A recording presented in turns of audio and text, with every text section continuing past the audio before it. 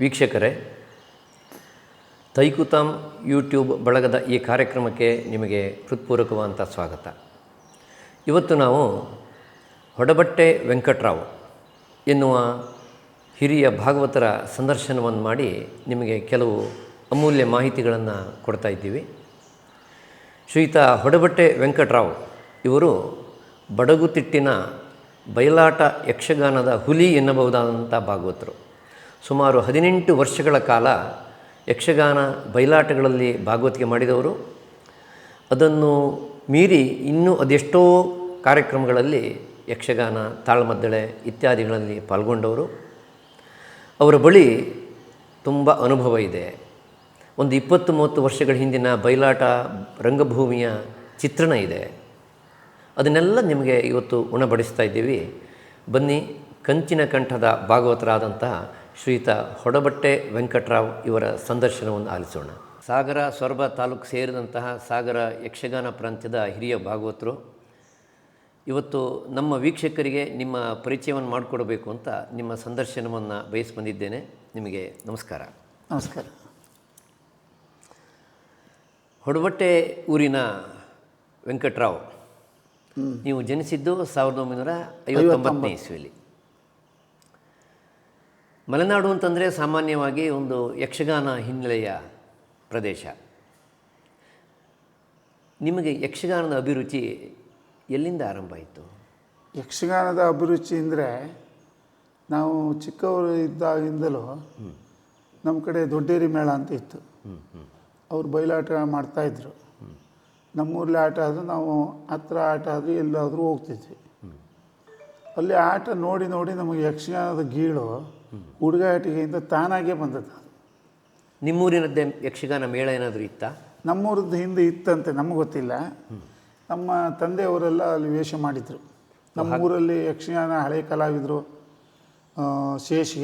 ಶೇಷಗಿರಿಯಪ್ಪ, ಗಣೇಶಪ್ಪ, ಶ್ರೀಧರ ಭಟ್ರು, ಹೀಗೆ ಹಳಬರೆಲ್ಲ ಕೆಲವು ವೇಷ ಮಾಡಿದ್ದನ್ನು ನಾವು ಕೇಳಿದ್ವಿ. ನಿಮ್ಮ ತಂದೆಯವರು ಯಕ್ಷಗಾನ ವೇಷ ಮಾಡ್ತಿದ್ರು. ಯಕ್ಷಗಾನದ ವೇಷ ಸಾಮಾನೆಲ್ಲ ನಾವು ಸಣ್ಣ ಗ್ರಿಪ್ಪರ್ ನಮ್ಮನೇಲಿ ಇದ್ದಿತ್ತು. ಆವಾಗ ಮೇಳ ಇರಲಿಲ್ಲ. ಹಾಗಾದರೆ ಯಕ್ಷಗಾನಗಳನ್ನು ನೋಡ್ತಾ ಮನೆಯಲ್ಲಿರುವ ಯಕ್ಷಗಾನದ ನಮ್ಮ ಬ್ಲಡ್ಡಲ್ಲೂ ಯಕ್ಷಗಾನದ ರಕ್ತ ಇದೆ. ನೋಡ್ತಾ ನೋಡ್ತಾ ಬೆಳೆದವರು. ಹೌದೌದು, ನೋಡ್ತಾ ನೋಡ್ತಾ ಬೆಳೆದವರು. ನೀವು ಯಕ್ಷಗಾನ ಭಾಗವತಿಕೆಯನ್ನು ಹೇಗೆ ಕಲ್ತ್ರಿ? ಯಾವ ವಯಸ್ಸಿನಿಂದ ಆರಂಭಿಸಿದಿರಿ? ಭಾಗವತಿಗೆ ಅಂತಂದರೆ ಈ ನಮ್ಮ ಸೋದರ ಮಾವ ಹಂಚಿ ಪಟೇಲ್ ಲಕ್ಷ್ಮಣ ಅಂತ, ಅವರು ಯಕ್ಷಗಾನದಲ್ಲಿ ಅರ್ಥಗಾರಿಕೆಯನ್ನು ಹೇಳ್ತಿದ್ರು. ಆಮೇಲೆ ಭಾಗವತಿಗೆಯನ್ನು ಮಾಡ್ತಿದ್ರು. ಮೊದಲು ಅವರು ಭಾಗವತಿಗೆ ಮಾಡೋದೇ ಹೆಚ್ಚಾಗಿತ್ತು. ನಮ್ಮಲ್ಲಿ ಆ ಊರು ಈ ಊರು ಹಳ್ಳಿಯಲ್ಲಿ ತಾಳಮದ್ಲೆ ಆಗ್ತಿತ್ತು. ನಮ್ಮ ಮಾವನ ಭಾಗವತಿಗೆ ಇದೆ ಅಂತ ನಾವು ಎಲ್ಲ ತಾಳಮದ್ಲಿಗೆ ಹೋಗ್ತಿದ್ವಿ. ಅವ್ರ ಪದ್ಯವನ್ನು ಕೇಳಿ ಕೇಳಿ ಕೇಳಿ ನನಗೂ ಪದ ಹೇಳಬೇಕು ಅಂತ ಒಂದು ಅಭಿರುಚಿ ಆರಂಭ ಆಯಿತು. ನಾವು ಅಲ್ಲಿ ಹಂಚಿಗೆಲ್ಲರೂ ಹೋಗ್ತಾ ಇರ್ತಿದ್ವಿ ನಮ್ಮ ಮಾವನ ಮನೆಗೆ. ಅವರು ಅಲ್ಲಿ ಪದ್ಯ ಗಿದ್ದೆ ಹೇಳ್ತಾ ಇದ್ದಿದ್ರು. ಜೊತೆಗೆ ನಮಗೆ ಅವ್ರ ಜೊತೆಗೆ ಪದ ಹೇಳೋದು ತಾನಾಗೆ ಅಭ್ಯಾಸ ಆಗೋಯ್ತು. ಹಾಗಾದರೆ ನಿಮ್ಮ ಮೊದಲ ಗುರುಗಳು ನಿಮ್ಮ ಸೋದರ ಮಾವನೇ ನಮ್ಮ ಮೊದಲ ಗುರು. ಅಂದರೆ ಆಗೀಗ ಅವರಿಂದ ಕಲಿತಾ ಇದ್ರು ಅಥವಾ ನಿಯಮಿತವಾಗಿ ವಾರದಲ್ಲಿ 1-2 ದಿವಸ ಹೀಗೆ ನಿರ್ದಿಷ್ಟವಾಗಿ ಕಲಿತಾ ಇದ್ರ? ಹಾಗಲ್ಲ, ವಾರಕ್ಕೆ ಶನಿವಾರ ಅಥವಾ ಭಾನುವಾರ ಅವ್ರಿಗೆ ರಜೆ ಇರ್ತಿತ್ತು. ಅವರು ಅಡಿಕೆ ಮಂಡಿ ಕೆಲಸ ಮಾಡ್ತಿದ್ರು. ಅವ್ರಿಗೆ ಶನಿವಾರ ಸಾಯಂಕಾಲದಿಂದ ಭಾನುವಾರ ರಜೆ.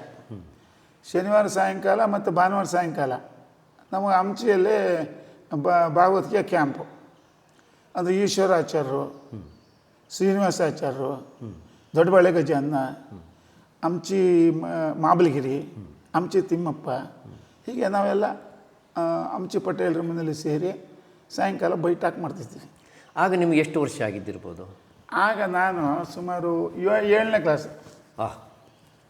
7ನೇ ಕ್ಲಾಸ್ ಅಷ್ಟೇ. ಇನ್ನು ಹೈಸ್ಕೂಲಿಗೆ ಬರುವಾಗಲೇ ನಿಮಗೆ ಯಕ್ಷಗಾನ ಅಭಿರುಚಿ ಮಾಡಿದವರು ಸುಮಾರು ಒಂದು 5-6 ವರ್ಷಗಳ ಕಾಲ ಇದೇ ನಮ್ಮದು ಮುಂದುವರಿತಾ ಬಂತು. ಅಲ್ಲೇ ಭಾನುವಾರ ಆದ ಕೂಡ ನಾವು ಪದ ಹೇಳೋದು.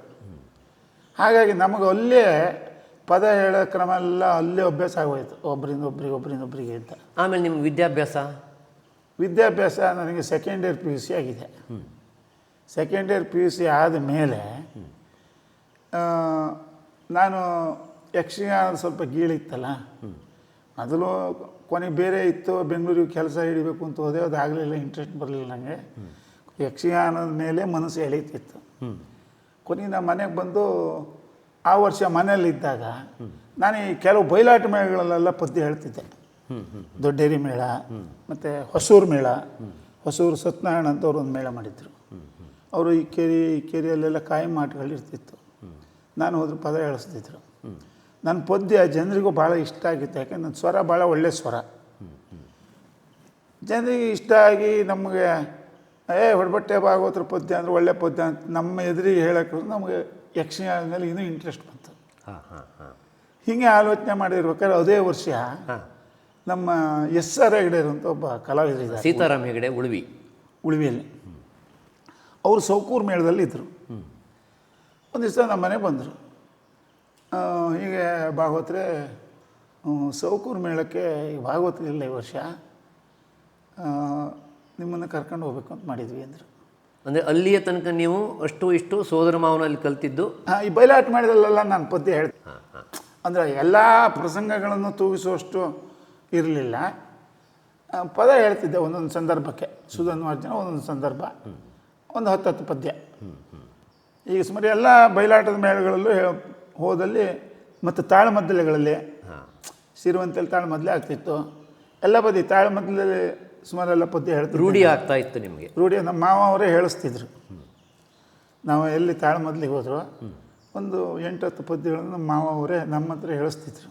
ಸರಿ. ಹಾಗಾಗಿ ನಮ್ಮ ಸುಮಾರು ಎಲ್ಲ ಪ್ರಸಂಗಗಳು ಸುಮಾರು ಹೀಗೆ ಹೇಳಬೇಕು ಅಂತ ಗೊತ್ತಾಗಿತ್ತು. ಪ್ರಾಥಮಿಕ ಜ್ಞಾನ ಇತ್ತು. ಪ್ರಾಥಮಿಕ ಜ್ಞಾನ ಇತ್ತು.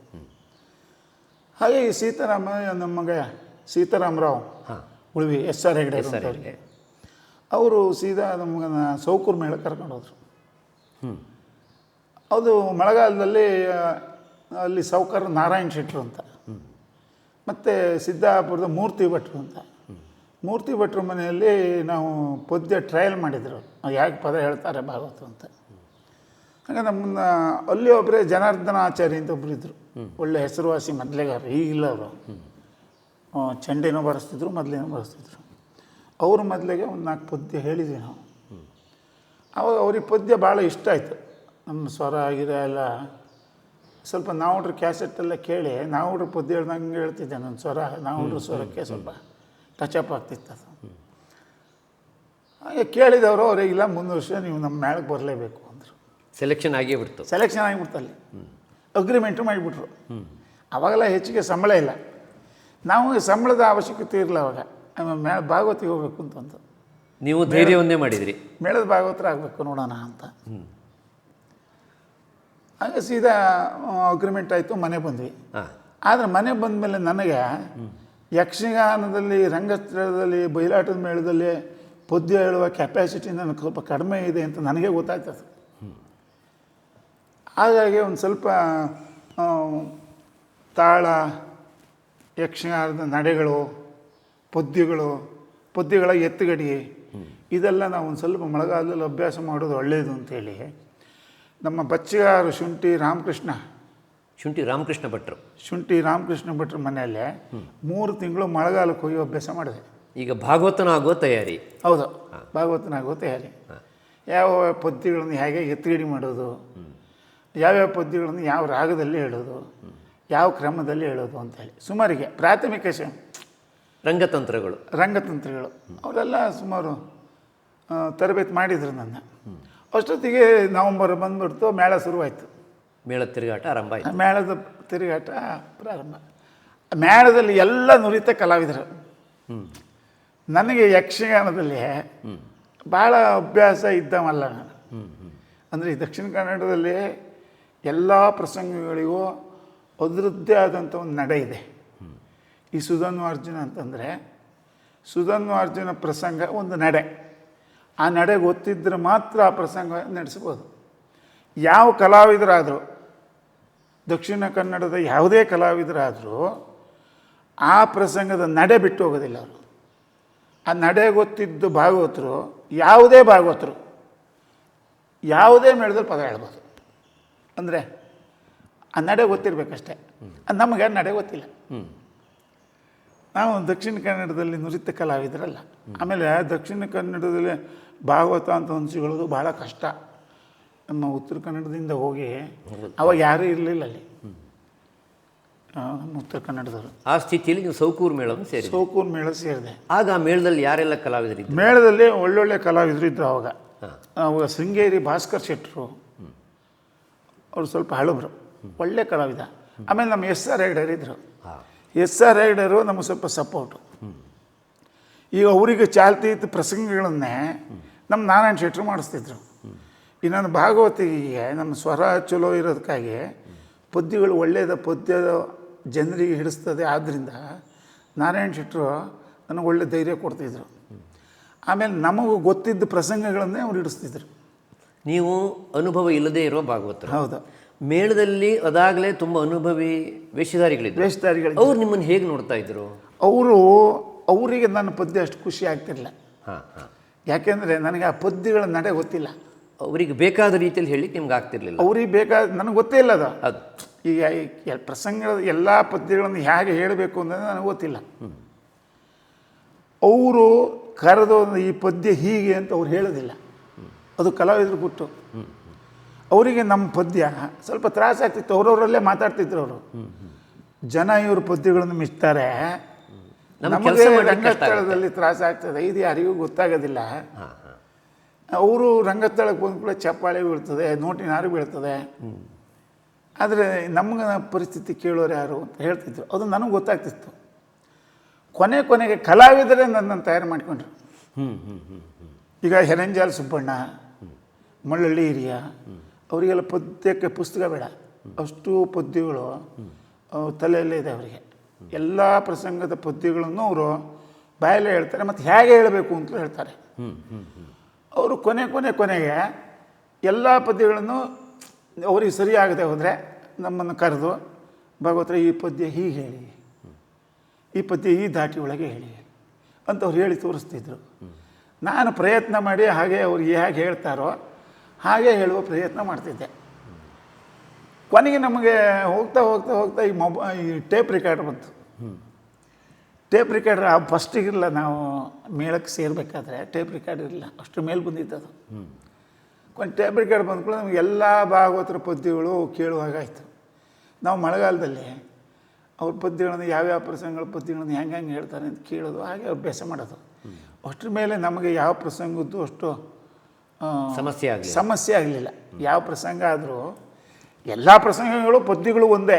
ಅಷ್ಟು ತಾಳದ ಪದ್ಯ ಅಂದರೆ ಅಷ್ಟು ತಾಳದ ಪದ್ಯವೇ, ತಿರುಡೆ ತಾಳದ ಪದ್ಯ ಅಂದರೆ ತಿರುಡೆ ತಾಳದ ಪದ್ಯನೇ. ಈ ಯಕ್ಷಗಾನದಲ್ಲಿ ಬಹಳ ದೊಡ್ಡ ಪರಿಣತಿ ಇದ್ದು ಯಕ್ಷಗಾನ ಭಾಗವತಿಗೆ ಮಾಡಬೇಕು ಅಂತಿಲ್ಲ.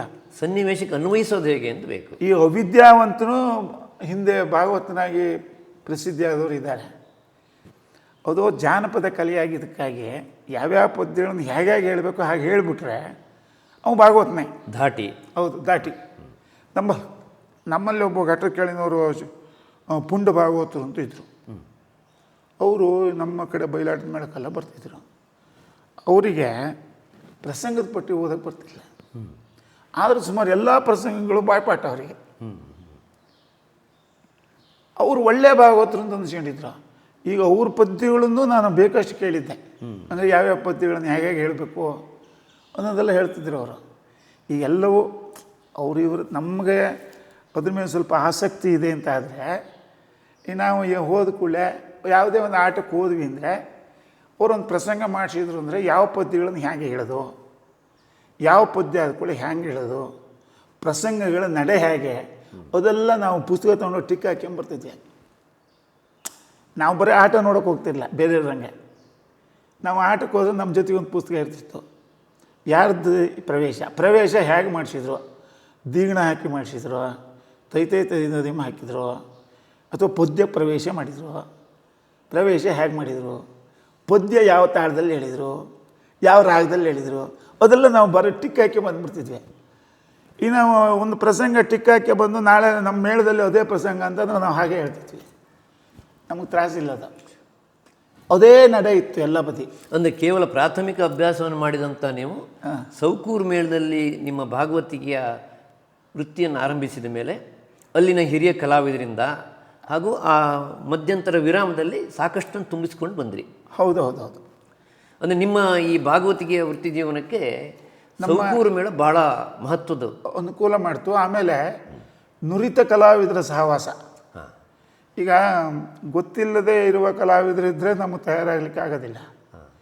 ಹೆರಂಜಾಳ್ ಸುಬ್ಬಣ್ಣ ಅವ್ರ ಕೇಂದ್ರದ ಗುರುಗಳಾಗಿದ್ದರು.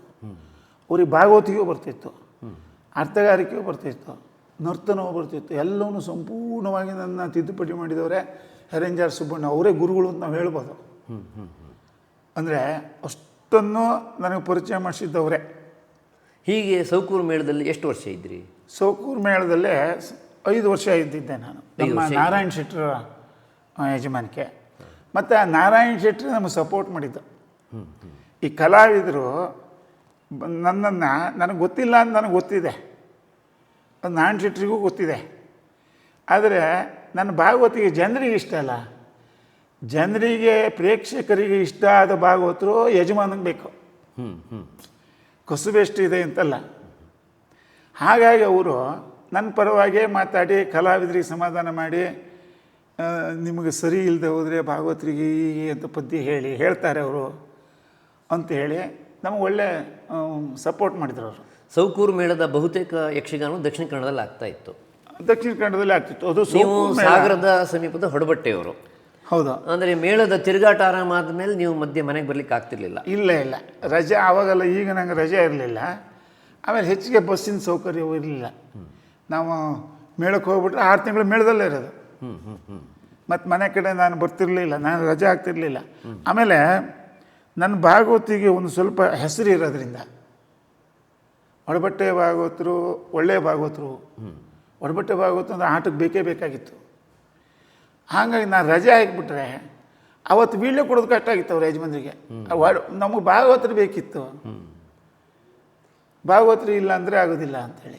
ಹಾಗಾಗಿ ನಾನು ತಿರುಗಾಟದಲ್ಲಿ ಹೆಚ್ಚಾಗಿ ರಚನೆ ಮಾಡ್ತಿರಲಿಲ್ಲ. ಸೌಕೂರು ಮೇಳದ ನಂತರ ನಮ್ಮ ನಾರಾಯಣ್ ಶೆಟ್ಟರು ಸೌಕೂರು ಮೇಳ ಬಿಟ್ಟರು. ಆಮೇಲೆ ಸೌಕೂರು ಮೇಳದ ಒಂದು ಕತೆ ಅಂದರೆ, ಹಿಂದೆ ಸೌಕೂರು ಮೇಳ ಭಾಳ ವರ್ಷ ಮೆರೆದ ಮೇಳ. ಸೌಕೂರು ಮೇಳ ಕೊನೆಗೆ ಕೆಲವು ವರ್ಷಗಳ ಕಾಲ ನಿಂತೋಯ್ತದು. ನಾರಾಯಣ್ ಶೆಟ್ಟರೇ ಆ ಸೌಕೂರು ಮೇಳವನ್ನು ಎಬ್ಬಿಸಿ ಆಟ ಮಾಡಿದರು. ಅವರು ಸೌಕೂರು ಮೇಳವನ್ನು ಸಂಘಟನೆ ಮಾಡಿ 2 ವರ್ಷದ ನಂತರ ನಾನು ಹೊತ್ತು, 3ನೇ ವರ್ಷದ ತಿರುಗಾಟಕ್ಕೆ ನಾನು ಹೊತ್ತು. 5 ವರ್ಷ ತಿರುಗಾಟ ಮಾಡಿದ ಮೇಲೆ ಸೌಕೂರು ಮೇಳವನ್ನು ಬೇರೆಯವರು ವಹಿಸ್ಕೊಂಡ್ರು. ಇವರು ಕಮಲಶಿಲೆ ಮೇಳದ ಏಲಮ್ಮಲ್ಲಿ ಪಾಸಾದರು. ಶ್ರೀಧರ್ ಕನ್ನಂತ ಒಬ್ಬರು ಮಾಡಿದರು. ಏಲಮ್ಮಲ್ಲಿ ಇವರಿಗೆ ಆಯಿತು ಮೇಳ. ಅಷ್ಟರ ಮೇಲೆ ನಾನು ಮತ್ತು ಕಮಲಶಿಲೆ ಮೇಳಕ್ಕೆ ಬಂದೆ.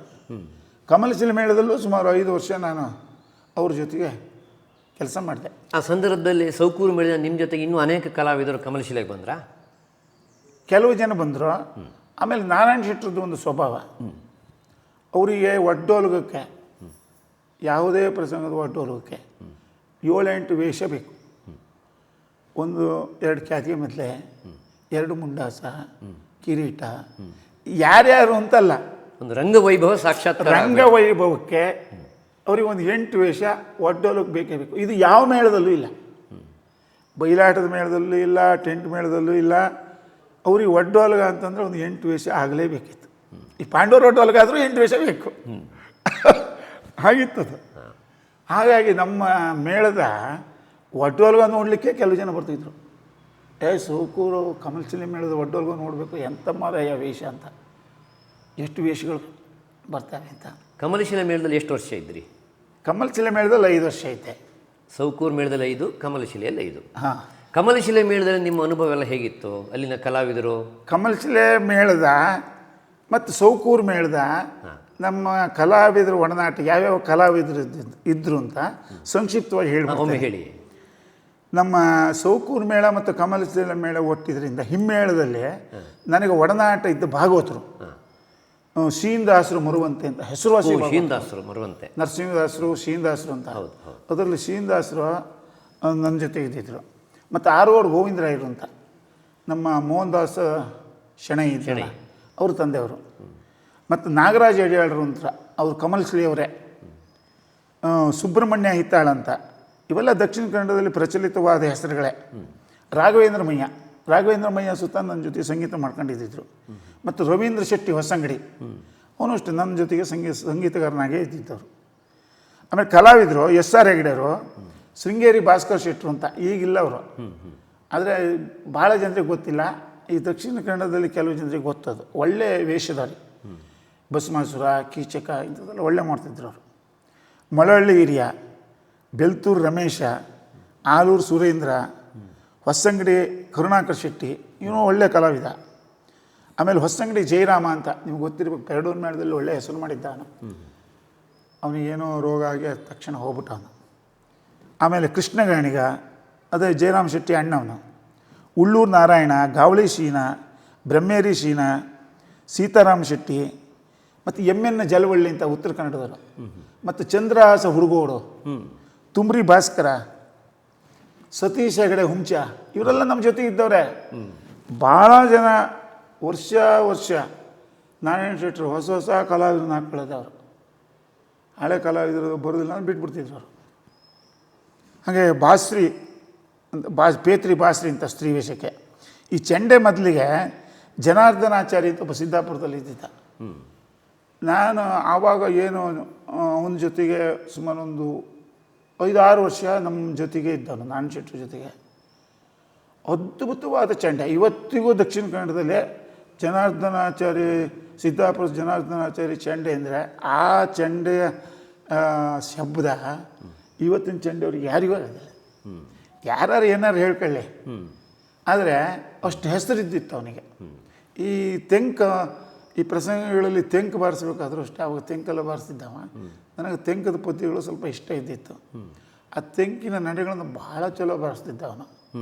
ಆ ಪೆಟ್ಟೆ ಬೇರೆ, ಬೆಳಗಿನ ಜಾವ ಏರು ಶ್ರುತಿ ಒಳಗೆ ಕಪ್ಪು 3 ಶ್ರುತಿ ಹಾಕ್ತಿದ್ವಿ. ಅಷ್ಟೊತ್ತಿಗೆ ಬಾರಿಸೋದು ಅಂತಂದ್ರೆ ಬೆಳಗಿನ ಜಾವ ಭಾಳ ಖುಷಿ ಆಗ್ತಿತ್ತು ಜನರಿಗೆ. ಆಮೇಲೆ ಸುಧಾಕರ್ ಹೆಗ್ಗೋಡು. ಸುಧಾಕರ್ ಹೆಗ್ಗೋಡು ಫಸ್ಟ್ ಮೊದಲಿಗಾರ ನಂಬದಿಂದ ನನಗೆ. ಆವಾಗಲೇ ಅವರು ಹೊಸ ಬಿಡ್ತಿಗಳನ್ನೆಲ್ಲ ಬಾರಿಸಿ ನಮ್ಮ ಮೇಳದಿಂದ ಸಾಲಿಗ್ರಾಮ ಮೇಳದಲ್ಲಿ ಒಬ್ಬರು ಮೊದಲಿಗಾರರು ಕೈ ಕೊಟ್ಬಿಟ್ರು ಅವರಿಗೆ. ಆವಾಗ ನಮ್ಮ ಮೇಳದಿಂದಲೇ ಅವರು ಸಾಲಿಗ್ರಾಮ ಮೇಳಕ್ಕೆ ಹೋಯ್ತು ಅರ್ಧಕ್ಕೆ. ನಾವು ಕೊನೆಗೆ ಬೇರೆ ಮೊದಲೇನು ಮಾಡ್ಕೊಂಡ್ವಿ ಇಲ್ಲಿ. ಆಮೇಲೆ ಹಳಕ ರಮೇಶ ಅಂತ ಒಬ್ಬ ಇದ್ದ ಶೃಂಗೇರಿಯಲ್ಲಿ. ಬಹುಶಃ ಯಕ್ಷಗಾನದವ್ರಿಗೆ ಅಷ್ಟು ಗೊತ್ತು. ಒಳ್ಳೆ ಚೆಂಡೆಗಾರ, ಒಳ್ಳೆ ಮೊದಲೆಗಾರ. ಅವರಿಗೂ ಏನೋ ಪಾಪ ರೋಗ ಆಗಿ ಹೋಗ್ಬಿಟ್ರು ಅವರು. ಆಮೇಲೆ ಕೊಗ್ಗಾಚಾರಿ, ಕೊಲ್ಲೂರು ಕೊಗ್ಗಾಚಾರಿ ಅಂತ, ಅವರು ಅಷ್ಟೇ ಒಬ್ಬರೇ ಬೆಳವರಿಗೆ ಮೊದಲು ಚೆಂಡೆ ಬರ್ತಿದ್ರು ಅವರು. ಗೋಪಾಲ ವೇಷಕ್ಕೆ ಬಂದುಬಿಟ್ರೆ ಬೆಳವರಿಗೆ ಒಬ್ಬರೇ ಕೊಗ್ಗಾಚಾರ್ಯರು ಇದು ಬಿಟ್ರೆ ಮತ್ತು ಬೇರೆ ಚೆಂಡೆಯವರು ಬೇಡ. ಮತ್ತು ಆರ್ಗೋಡ್ ದೇವದಾಸ್ ಶೆಣೈ, ರಾಮದಾಸ ಮರುವಂತೆ ಅಂತ ಶ್ರೀನಿದಾಸರ ಮಗ ಒಬ್ಬಿದ್ದ, ಅವನು ಮೊದಲೇಗಾರಿಕೆ ಬರ್ತಿದ್ದ ಅವನು. ಆಮೇಲೆ ಸ್ತ್ರೀ ವೇಷದಲ್ಲಿ ಹುಣಸುಮಕ್ಕಿ ಬಸವ, ಬುಕ್ಕಿಗುಡ್ಡೆ ಜೈ ಅಂತ, ಮೂರೂರು ಸುಬ್ರಹ್ಮಣ್ಯ ಭಟ್ರು. ಈಗಲೂ ಅವರು ಕೆರೆಮನೆ ಮೇಳದಲ್ಲಿ ವೇಷ ಮಾಡ್ತಾರೆ. ಒಳ್ಳೆ ಕಲಾವಿದರು ಸ್ತ್ರೀ ವೇಷದವರು. ಸಂಜೀವ್ ಶೆಟ್ಟಿ, ಕಡ್ಲೆ ಗಣಪತಿ ಅಂತ ಒಬ್ಬಿದ್ದ, ಬಹುಶಃ ನಿಮ್ಮ ಕೇಳಿರ್ಬೋದು ಹುಡುಗ. ಒಳ್ಳೆ ಸ್ತ್ರೀ ವೇಷ, ಒಳ್ಳೆ ನರ್ತನ ಅವ್ರದ್ದು. ಅವರು ಕೆಲವೇ ವರ್ಷ ಮಾತ್ರ ಅಲ್ಲಿ ಬಯಲಾಟದ ಮೇಳದಲ್ಲಿ ಇದ್ದಿದ್ರು. ಹಾಗಂತ ದಕ್ಷಿಣ ಕನ್ನಡದಲ್ಲಿ ಈಗ ಯಲ್ಲಾಪುರದ ಕಡೆ ಕಡ್ಲೆ ಗಣಪತಿ ಹೆಸರಿದೆ. ಮತ್ತು ನಾಗರಕೊಡಿಗೆ ಶ್ರೀನಿವಾಸ, ಪೇತ್ರಿ ಬಾಸ್ರಿ, ಇವರೆಲ್ಲ ನಮ್ಮ ಸ್ತ್ರೀ ವೇಷದ ಜೊತೆಗೆ ಒಳ್ಳೊಳ್ಳೆ ನುರಿತ ಕಲಾವಿದರು. ಈ ನುರಿತ ಕಲಾವಿದರ ಒಡನಾಟ ನನ್ನ ದೊಡ್ಡ ಭಾಗವತನಾಗಿ ಮಾಡಿದ್ದೆ ಇವರು ಒಡನಾಟ. ಅವ್ರು ಗೊತ್ತಿದ್ದವ್ರು ಸಿಗದೆ ಹೋದರೆ ನಮಗೆ ಅಭ್ಯಾಸನೂ ಕಡಿಮೆನೇ ಇರ್ತದೆ. ಗೊತ್ತಿದ್ದವ್ರು ಸಿಕ್ಕಾಗ ಅವ್ರ ಜೊತೆಗೆ ಅವರೇ ಹೇಳ್ತಾರೆ ನಮಗೆ ಈ ಪದ್ಯಗಳನ್ನು ಹೀಗೆ ಹೇಳಬೇಕು, ಹೀಗೆ ಅಂತೇಳಿ. ಅವ ನಾವು ತಯಾರಾಗಲಿಕ್ಕೆ ಭಾಳ ಸುಲಭ ಆಗ್ತದೆ. ಇದು ನಮ್ಮ ಕಮಲಶಿಲೆ ಮತ್ತು ಸೌಕೂರು ಮೇಳದ ತಿರುಗಾಟದಲ್ಲಿ ಒಡನಾಟ ಮಾಡಿದ ಕಲಾವಿದರು.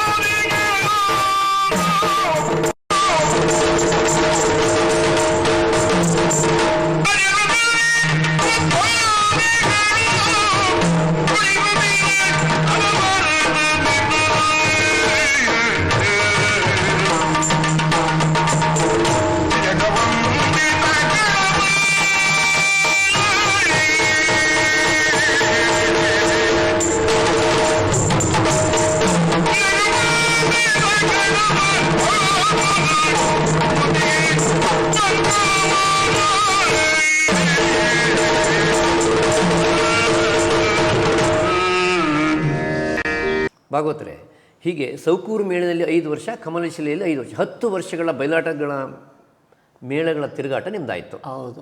ಆಮೇಲೆ ನೀವು ಕಮಲಶಿಲೆ ಮೇಳವನ್ನು ಬಿಟ್ಟು ಬಂದ್ರಾ? ಕಮಲಶೀಲ ಮೇಳ ಬಿಡುವ ಸಂದರ್ಭ ಅವ್ರು ಬಿಡುವ ಹಾಗೆ ಇರಲಿಲ್ಲ. ಅದು ನನಗೆ ಮದುವೆ ಆಗಬೇಕಿತ್ತು. ಹಾಂ ಹಾಂ ಹಾಂ. ನಾನು ಆ ವರ್ಷ ಮದುವೆ ಮಾಡ್ಕೊಂಡು ಒಂದು 2-3 ವರ್ಷ ಮೇಳಕ್ಕೆ ಹೋಗಲಿಲ್ಲ. ಮೇಳದ ಗೌಜಿಗೆ ಹೋಗಲಿಲ್ಲ ನಾನು.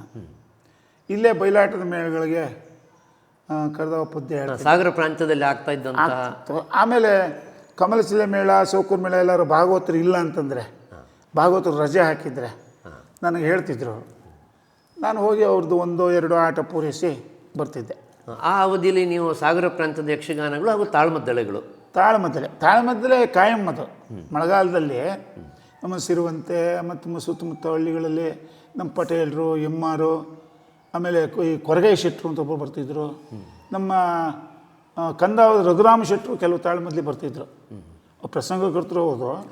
ನಮಗೆ ಅದಕ್ಕಿಂತ ಮೊದಲೇ ಅವರು ಈ ತಾಳಮದ್ದಲೆಯಲ್ಲಿ ಯಕ್ಷಗಾನದಲ್ಲಿ ಅವರು ಅರ್ಥ ಹೇಳೋದನ್ನು ಕೇಳಿ ನಮಗೆ ಪರಿಚಯ ಆಗಿತ್ತು. ಕಂದಾವರದ ರಘುರಾಮ ಶೆಟ್ಟರು ಕೆಲವು ಸಣ್ಣ ಪುಟ್ಟ ಅರ್ಥಗಳನ್ನು ಹೇಳ್ತಿದ್ರು. ಕೊರಗೈ ಶೆಟ್ಟರ ಜೊತೆಗೆ ಬರ್ತಿದ್ರು ಅವರು. ಹೀಗಾಗಿ ನಮಗೆ ಆವಾಗಲೇ ಈ ದಕ್ಷಿಣ ಕನ್ನಡದ ಕೆಲವು ಕಲಾವಿದರ ಪರಿಚಯ. ಹೀಗೆ ಮದುವೆಯಾಗಿ ಮನೆ ಸೇರಿದ ಮೇಲೆ ನೀವು ಈ ವೃತ್ತಿ ಮೇಳಗಳಿಗೆ ದೀರ್ಘಕಾಲಿಕವಾದ ಭಾಗವತರಾಗಿ ಹೋಗ್ತಿರ್ಲಿಲ್ಲ, ಬಿಟ್ಟೆ. ಆಮೇಲೆ 2001-2002ರಲ್ಲಿ ಹಾಲಾಡಿ ಮೇಳಕ್ಕೆ ಕರೆದ್ರು. ಅದು ನಮ್ಮ ಸಾಲಿಗ್ರಾಮ ಮೇಳದ ಕಿಸಾನ್ ಹೆಗಡೆಯವರು ಮೇಳ ಮಾಡಿದರು ಆ ವರ್ಷ. ಅದಕ್ಕೆ ನಾನು ಮೇಳದ ಯಜಮಾನನಾಗಿ, ಮೇಳದ ಪ್ರಧಾನ ಭಾಗವತನಾಗಿ ಹೋದೆ. ಆ ಮೇಳಕ್ಕೆ ಯಜಮಾನೂ ನಾನೇ, ಮ್ಯಾನೇಜರ್ ನಾನೇ, ಮೇನ್ ಭಾಗವತನೂ ನಾನೇ. ಆ ವರ್ಷ 2ನೇ ವೇಷಕ್ಕೆ ಹಾರಾಡಿ ಸರ್ವಗಾಣಿಗ ಅಂತ ದಕ್ಷಿಣ ಕನ್ನಡದಲ್ಲ ಚಿರಪರಿಚಿತರವರು. ಸರಿ. ಸ್ತ್ರೀ ವೇಷಕ್ಕೆ ಮಂಜುನಾಥ ಕೊಠಾರಿ ಅಂತಿದ್ರು. ನಮ್ಮ ಒತ್ತು ಭಾಗವತರಾಗಿ ಬೆಳವೆ ಗಣೇಶ ಅಂತ ನಮ್ಮ ಸಂಯಮ ತಾಳಮದ್ದಲೆ ಊಟದಲ್ಲಿ 4-5 ವರ್ಷ ಭಾಗವತಿಗೆ ಮಾಡಿದ್ದಾರೆ ಅವರು. ಅವನು ಈಗಲೂ ಇದ್ದಾನೆ, ಮಂದರ್ತಿ ಮೇಳದಲ್ಲಿ ಇದ್ದಾರೆ ಅವರು. ಅವರಿದ್ದರು. ಮೇಳ ಒಳ್ಳೆ ರೀತಿಯಲ್ಲಿ ಅದರಲ್ಲಿ 1 ವರ್ಷ ನಮ್ಮ ತಿರುಗಾಟ ಆಯಿತು. 2ನೇ ವರ್ಷ ಕೊನೆಗೆ ಆ ಮೇಳ ಬಿಟ್ಟೆ. ಆಮೇಲೆ ಗೋಳಿಗರಡಿ ಮೇಳ, ಅಲ್ಲೇ ದಕ್ಷಿಣ ಕನ್ನಡದ ಮೇಳ ಅದು. ಅಲ್ಲಿ ಪ್ರಕಾಶಿ ನಾವುಡ್ರು ಅಂತ ನಮ್ಮ ಒತ್ತು ಭಾಗವತರು, ಅದಕ್ಕೆ ಹೋದೆ. ಆಮೇಲೆ 1 ವರ್ಷ ಅಮೃತೇಶ್ವರಿ ಮೇಳ ಕೋಟ, ಅದು ಅಲ್ಲಿಯ ಮೇಳದ ಯಜಮಾನರು ಕೋಟ ವೈಕುಂಠ ಆಗಿದ್ದರು, ಪ್ರಸಿದ್ಧ ಸ್ತ್ರೀ ವೇಷಧಾರಿಗಳು. ಕೋಟ ವೈಕುಂಠ ಎಮ್ ಎ ನಾಯಕರು ಅವರು ಸೇರಿ ಮಾಡಿದ ಮೇಳ ಅದು. ಅದು ನಾನು ಹೋದ ವರ್ಷ ಕೋಟ ವೈಕುಂಠ ಅವರೇ ಮ್ಯಾನೇಜ್ಮೆಂಟ್ ಮಾಡಿದ್ರು. ಅದರಲ್ಲೂ ನಮಗೆ ಒಳ್ಳೆ ಕಲಾವಿದರು ಸಿಕ್ಕಿದ್ರು. 1 ವರ್ಷ ಒಳ್ಳೆ ತಿರುಗಾಟ. ಆವಾಗ ನಾನು ಒಳ್ಳೆ ಭಾಗವತನಾಗಿಬಿಟ್ಟಿದ್ದೆ. ಅಂದರೆ ನನಗೆ ಯಾವುದು ತುಂಬಿಕೊಂಡು ಭಾಗವತರಾಗಿದ್ರಿ. ಹೌದೌದು. ಎಲ್ಲ ಪ್ರಸಂಗಗಳು ಗೊತ್ತಿತ್ತು, ಪ್ರಸಂಗಗಳನ್ನು ನಡೆಸುವುದು ಹೇಗೆ ಅಂತ ಗೊತ್ತಿತ್ತು, ಯಾವ್ಯಾವ ಕಲಾವಿದರನ್ನು ಹೇಗೆ ಕುಣಿಸಬೇಕು ಅಂತ ಗೊತ್ತಿತ್ತು. ತೊಂದರೆ ಇರಲಿಲ್ಲ, ನಮಗೆ ತೊಂದರೆ ಆಗ್ತಿರಲಿಲ್ಲ ಅವಾಗ. ಆಮೇಲೆ 2008-2009ರಲ್ಲಿ ಮಂದರ್ತಿ ಮೇಳಕ್ಕೆ ಒಂದು ವರ್ಷ ಹೋದೆ. ಅದು 4 ಮೇಳ ಇದ್ದಿತ್ತು, 5 ಮೇಳ ಆಯಿತು ಆ ವರ್ಷ. ಆಗ 5ನೇ ಮೇಳಕ್ಕೆ ಭಾಗವತರು ಬೇಕು ಅಂತ ಆಯಿತು, ನಾವು ಹೋದೆ.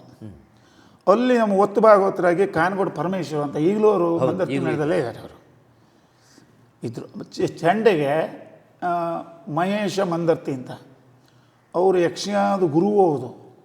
ಈಗ ಬೇಕಾದಷ್ಟು ಮಕ್ಕಳನ್ನು, ಭಾಳ ಮಕ್ಕಳನ್ನು ಅವರು ತಯಾರು ಮಾಡಿ ಆಟ ಮಾಡಿಸ್ತಾರೆ. ಮಂದರ್ತಿ ಮಹೇಶ ಅಂತ ಅವರು ಈಗಲೂ ಮಂದರ್ತಿಯ 3ನೇ ಮೇಳದಲ್ಲೇನೋ ಚಂಡೆ ವಾದಕರಾಗಿಯೋ ಮೊದಲೇ ವಾದಕರಾಗಿಯೋ ಇದ್ದಾರೆ. ಮತ್ತು ಬಾಬು ಭಂಡಾರಿ, ನಮ್ಮ ಭಂಡಾರು ಅಂತಂದವರು, ಬಾಬು ಭಂಡಾರಿ ಅಂತ ಮೊದಲೇವ್ರು ಆಗಿತ್ತು, ನಮ್ಮ ಜೊತೆಗಿದ್ದವರು ಅದು. ಮತ್ತಲ್ಲಿ ಸ್ತ್ರೀ ವೇಷಕ್ಕೆ ನಮ್ಮ ಹೊಸಂಗಡಿ ರಾಜೀವ್ ಶೆಟ್ಟಿ, ನಿಮ್ಗೆ ಗೊತ್ತಲ್ಲ? ಗೊತ್ತು. ರಾಜೀವ್ ಶೆಟ್ಟಿ ಅವರು ಸ್ತ್ರೀ ವೇಷಧಾರಿಯಾಗಿದ್ದರು. ಅಲ್ಲಿ 2ನೇ ವೇಷಧಾರಿಗಳಾಗಿ ಕೋಟಾ ಸುರೇಶ, ಬಿದ್ರಾಡಿ ನರಸಿಂಹ ಮುಂತಾದವರು ಇದ್ದರು. ಇವ್ರದಲ್ಲಿ ಎಲ್ಲರದ್ದು ಸುಮಾರು ದಕ್ಷಿಣ ಕನ್ನಡದ ಎಲ್ಲ ಕಲಾವಿದರ ಒಡನಾಟ ನನಗೆ ಈ ಮೇಳದಲ್ಲಿ ಆಗಿದೆ. ಹಾಲಾಡಿ, ಅಮೃತೇಶ್ವರಿ. ಇದಾದ ಮೇಲೆ ನಮ್ಮ ಸಿರ್ಸಿಯ ಪಂಚಲಿಂಗ ಮೇಳ ಅವರು ದಕ್ಷಿಣ ಕನ್ನಡದವರೇ, ಕೃಷ್ಣ ಶೆಟ್ಟರು ಅಂತಲೂ ಯಾರೊಬ್ಬರು ಮಾಡಿದರು. ಅಲ್ಲಿ 1 ವರ್ಷ ತಿರುಗಾಟ ಮಾಡಿದ್ರು. ಅಲ್ಲಿ KP ಹೆಗಡೆ ಅವರು ಮೇನ್ ಭಾಗವತರು. ನಾವು ಅಚುವೆ ರವಿಯವರು ಸಂಗೀತ, ಮಧ್ಯ ಭಾಗವತ ನಾನು. ಆ ವರ್ಷ ಯಾವುದೋ ಪ್ರಸಂಗ ಭಾಗ್ಯಭಾರತಿ ಅನ್ನೋ ಪ್ರಸಂಗ, ಒಳ್ಳೆ ಒಂದು 100 ಪ್ರಯೋಗ ಆಗಿತ್ತು, ಹೊಸ ಪ್ರಸಂಗ.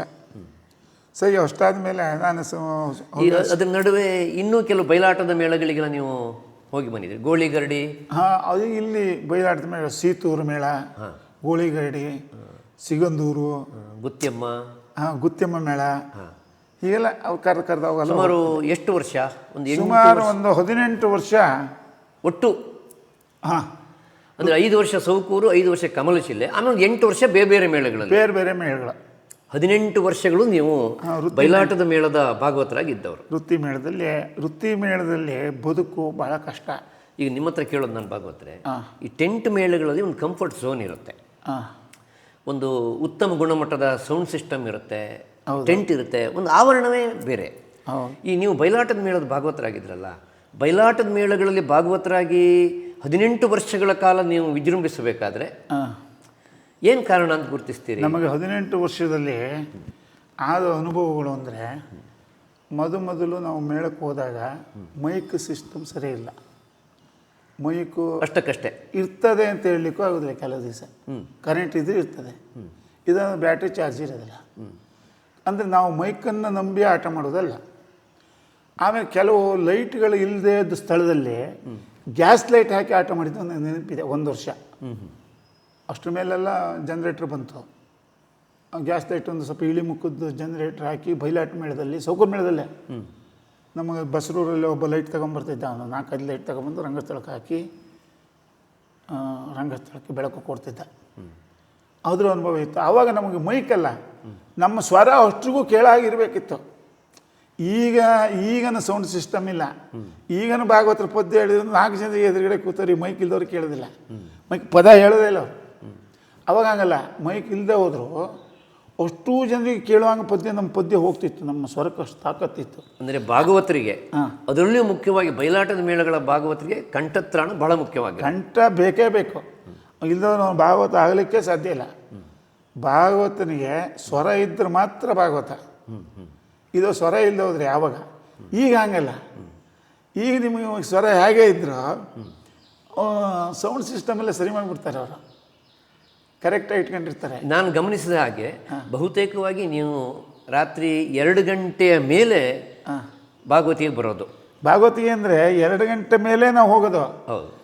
ನನ್ನ ಭಾಗವತಿಯಕ್ಕಿಂತ ಮೊದಲು ಒತ್ತು ಭಾಗವತರಾಗಿ ಸುಮಾರು ಎಲ್ಲರೂ ಬರ್ತಾರೆ. ಈಗಿನ ಭಾಗವತರ ಸುತ್ತ ನಾನು ಹೋದರೆ ಅವರು ನಾನು ಪದ ಹೇಳಿದ ಪದ್ಯ ಹೇಳಿದಿಲ್ಲ. ಯಾವುದೇ ಭಾಗವತರಾಗಲಿ ಹೊಡಬಟ್ಟರು ಇದ್ದಾರೆ ಅಂದರೆ, ಹೊಡಬಟ್ಟರು 2ನೇ ಪ್ರಸಂಗಕ್ಕೆ ಹೋಗಿಲ್ಲ. ಅಂದರೆ ನಿಮ್ಮ ಕಂಠತ್ರಾಣದಿಂದಲೇ ನೀವು ಪ್ರಸಿದ್ಧರಾದವರು. ಪ್ರಸಿದ್ಧ ಅಂದರೆ ಜನರಿಗೆ ಮುಟ್ಟೋದೇ ಅದು ಸ್ವರ. ಶ್ರುತಿಬದ್ಧವಾದ ಸ್ವರ ಇದ್ದರೆ, ಶ್ರುತಿಬದ್ಧವಾದ ಅರ್ಥಗಾರಿಕೆ ಇದ್ದರೆ, ಕಲಾವಿದ ಏನೇ ಅರ್ಥ ಇಲ್ಲಿ ಆ ಅರ್ಥ ಶ್ರುತಿಬದ್ಧವಾಗಿದ್ದರೆ ಅವನು 4 ಮಾತಾಡಿದ್ರೆ ಸಾಕು, ಅದು ಜನರಿಗೆ ಹಿಡಿತದೆ. ಹಾಗೆ ಶ್ರುತಿಗೆ ಅಷ್ಟು ಶಕ್ತಿ ಇದೆ ಅಂತ. ಆ ಮಟ್ಟಿಗೆ ನಿಮಗೆ ನೆನಪಿಸೋದು, ನನ್ನ ಹತ್ರವೂ ದಕ್ಷಿಣ ಕನ್ನಡದ ಒಬ್ಬರು ಪ್ರಸಿದ್ಧ ತಾಳ್ಮದ್ಲೆ ಕಲಾವಿದರು ಒಮ್ಮೆ ಕೇಳಿದರು, ನಿಮ್ಮ ಭಾಗದಲ್ಲಿ ಯಾರೋ ದೊಡ್ಡ ಸ್ವರದೊಬ್ಬರು ಭಾಗವತರಿದ್ದಾರಲ್ಲ ಅಂತ. ಅಂದರೆ ನಿಮ್ಮ ಹೆಸರು ಗೊತ್ತಿಲ್ಲದೆ ಇದ್ದವರಿಗೂ ಕೂಡ ನಿಮ್ಮ ವ್ಯಕ್ತಿತ್ವದ ಪರಿಚಯ ಇತ್ತು. ಘಟ್ಟದ ಮೇಲೆ ದೊಡ್ಡ ಸ್ವರದ ಭಾಗವತರು ಅಂತ ನೀವೇ. ಹೌದೌದು. ಈಗಿನ ಕಲಾವಿದರಿಗೆ ಯಾರೂ ನಾನು ನೋಡಲಿಲ್ಲ. ಆದರೆ ಹೊಡಬಟ್ಟೆ ಭಾಗವತರು ಅನ್ನೋ ಹೆಸರು ನಾವು ಇವತ್ತು ಬಯಲಾಟದ ಮೇಳಕ್ಕೆ ಹೋದರೆ ಎಲ್ಲ ಕೇಳಿದೆ ಮರ್ರ ಅಂತ ಅವರು. ಅಂದರೆ ಹೆಸರಿದೆ ಬಿಟ್ಟರೆ ಕೆಲವು ನೋಡಿದ್ದವರು ಇದ್ದಾರೆ. ಅಷ್ಟು ಹೆಸರು ನಮಗೆ ಆವಾಗಿತ್ತು. ಭಾಗವತಿಗೆ ನಾವು 2 ಗಂಟೆಗೆ ಒಂದು ಗಂಟೆಗೆ ಹೋಗ್ಬೇಕಾಗಿತ್ತು. ಅವಾಗ 2 ಗಂಟೆ ಅಲ್ಲ, ಹೊಡಬಟ್ಟೆ ಭಾಗವತರು 12ವರೆಗೆ ನಮ್ಮ ನಾರಾಯಣ ಶೆಟ್ಟಿ ಎಬ್ಬಿಸ್ಬಿಡ್ತಿದ್ರು. ಭಯಂಕರ ಹುಡುಗಾಟಿಗೆಲ್ಲ ವೈಕಿಗೆ ಅಂತ. ನಾವು ಹೋದ ಕೂಡಲೇ ನಮಗೆ ದುಡ್ಡಿನ ಮೇಲೆ ಕಾಯಂ, ಈ ಹಣ ಹಾಕಿ ಒಂದು ಸರ ಮಾಡಿ ನಾವು ಹೋದ ಕೂಡಲೇ ಒಂದು ದುಡ್ಡಿನ ಮೇಲೆ ಹಾಕಬೇಕು. ಆಮೇಲೆ ನಮ್ಮ ಈ ತಿರುಗಾಟದ ಸಮಯದಲ್ಲಿ ಆದ ಜೋಡಾಟಗಳು, ಜೋಡಾಟ ಅಂತ ಕೇಳಿರ್ಬೋದು. ಹೌದು ಹೌದು. ಜೋಡಾಟಗಳು ಆವಾಗ ಭಾಳ. ನಮ್ಮ ಸೌಕೂರು ಮೇಳಕ್ಕೂ ಮಾನ್ನಕಟ್ಟೆಗೂ, ಸೌಕೂರಿಗೂ ಮಂದರ್ತಿ, ಸೌಕೂರು ಹಾಲಾಡಿ, ಅಂದರೆ ನಮ್ಮ ಮೇಳದ ಮೇಲೆ ಕಾಂಪಿಟೇಷನ್ ಹೆಚ್ಚು. ಆಮೇಲೆ ನಾವು ಯಾವಾಗಲೂ ಜೋಡಾಟದ ಭಾಗವತರೆ. ಈ ಜೋಡಾಟದಲ್ಲಿ ಯಾವುದೇ ಭಾಗವತರು ಬರಲಿ ಒಡಬಟ್ಟೆಯನ್ನು ಹಿಂದೆ ಹಾಕ್ಲಿಕ್ಕೆ ಆಗೋದಿಲ್ಲ. ಯಾಕೆಂದ್ರೆ ಸ್ವರ, ಈಗ ಓಂಕಾರದ ಸ್ವರ ಇರೋದು ಭಾಳ ಕಷ್ಟ. ನಾನು ಏನೇ ಪದ್ಯ ಹೇಳಿದ್ರು ಜನರಿಗೆ ಇಷ್ಟ. ನಾವು ಈ ಒಡಬಟ್ಟೆ ಭಾಗವತರ ಪದ್ಯ ಉಪಯೋಗ ಇಲ್ಲಪ್ಪ ಅಂತ ಕೇಳಿದ್ರು ನಾವು ಒಬ್ಬರನ್ನೂ ಕೇಳಲಿಲ್ಲ ಇಷ್ಟೊಳಗೆ. ಆಗೆಲ್ಲ ನಿಮ್ಮ ಮೆಚ್ಚಿನ ಪ್ರಸಂಗಗಳು ಯಾವುದಿರ್ತಿತ್ತು? ದ್ವಿತೀಯಾರ್ಧದ ಪ್ರಸಂಗಗಳು, ದ್ವಿತೀಯಾಂತದ ಪ್ರಸಂಗಗಳಿದೆ, ಕಲ್ಯಾಣಗಳು ಹೇಳಿದ್ನಲ್ಲ ನಾನು. ಕಲ್ಯಾಣ ಪ್ರಸಂಗಗಳು, ಹೊಡೆತದ ಪ್ರಸಂಗ. ಅದು ಹಿಂದೆ ಏನಿತ್ತು ಅಂತಂದರೆ, ಈ ನಾವು ಯಾವ ಪ್ರಸಂಗಗಳನ್ನು ಹೇಗೆ ಆಡಿಸ್ತಿದ್ವಿ ಅನ್ನೋದು ಕಲಾವಿದರಿಗೆ ಗೊತ್ತಿಲ್ಲ. ಚೌಕಿ ಮನೆಯಲ್ಲಿ ಏನು ವೇಷ ಮಾಡ್ತಾ ಇರ್ತಾರೆ ಅವರಿಗೆ ಭಾಗವತರು ಇವತ್ತು ಪ್ರಸಂಗಗಳನ್ನು ಹೇಗೆ ತಗೊಂಡು ಹೋಗ್ತಾರೆ ಅಂತ ಗೊತ್ತಿರೋದಿಲ್ಲ. ನಡೆ ಅದೇ. ಈ ಮೀನಾಕ್ಷಿ ಕಲ್ಯಾಣ ಅಂತ ಇಟ್ಕೊಳ್ಳೋಣ. ಈ ನಡೆ ಅದೇಯ ಮೀನಾಕ್ಷಿ ಕಲ್ಯಾಣ ನಡೆಯ. ನಾವು ಟೈಮ್ ನೋಡ್ತೀವಿ, 5 ಗಂಟೆ ಆಯಿತು ಅಂತಂದರೆ ಮೀನಾಕ್ಷಿಯನ್ನು ಪದ್ಯಕ್ಕೆ ಒಳಗೆ ಹಾಕ್ಬಿಡ್ತೀವಿ. ಅವ ಅದಕ್ಕೆ ರೆಡಿ ಇರಬೇಕು.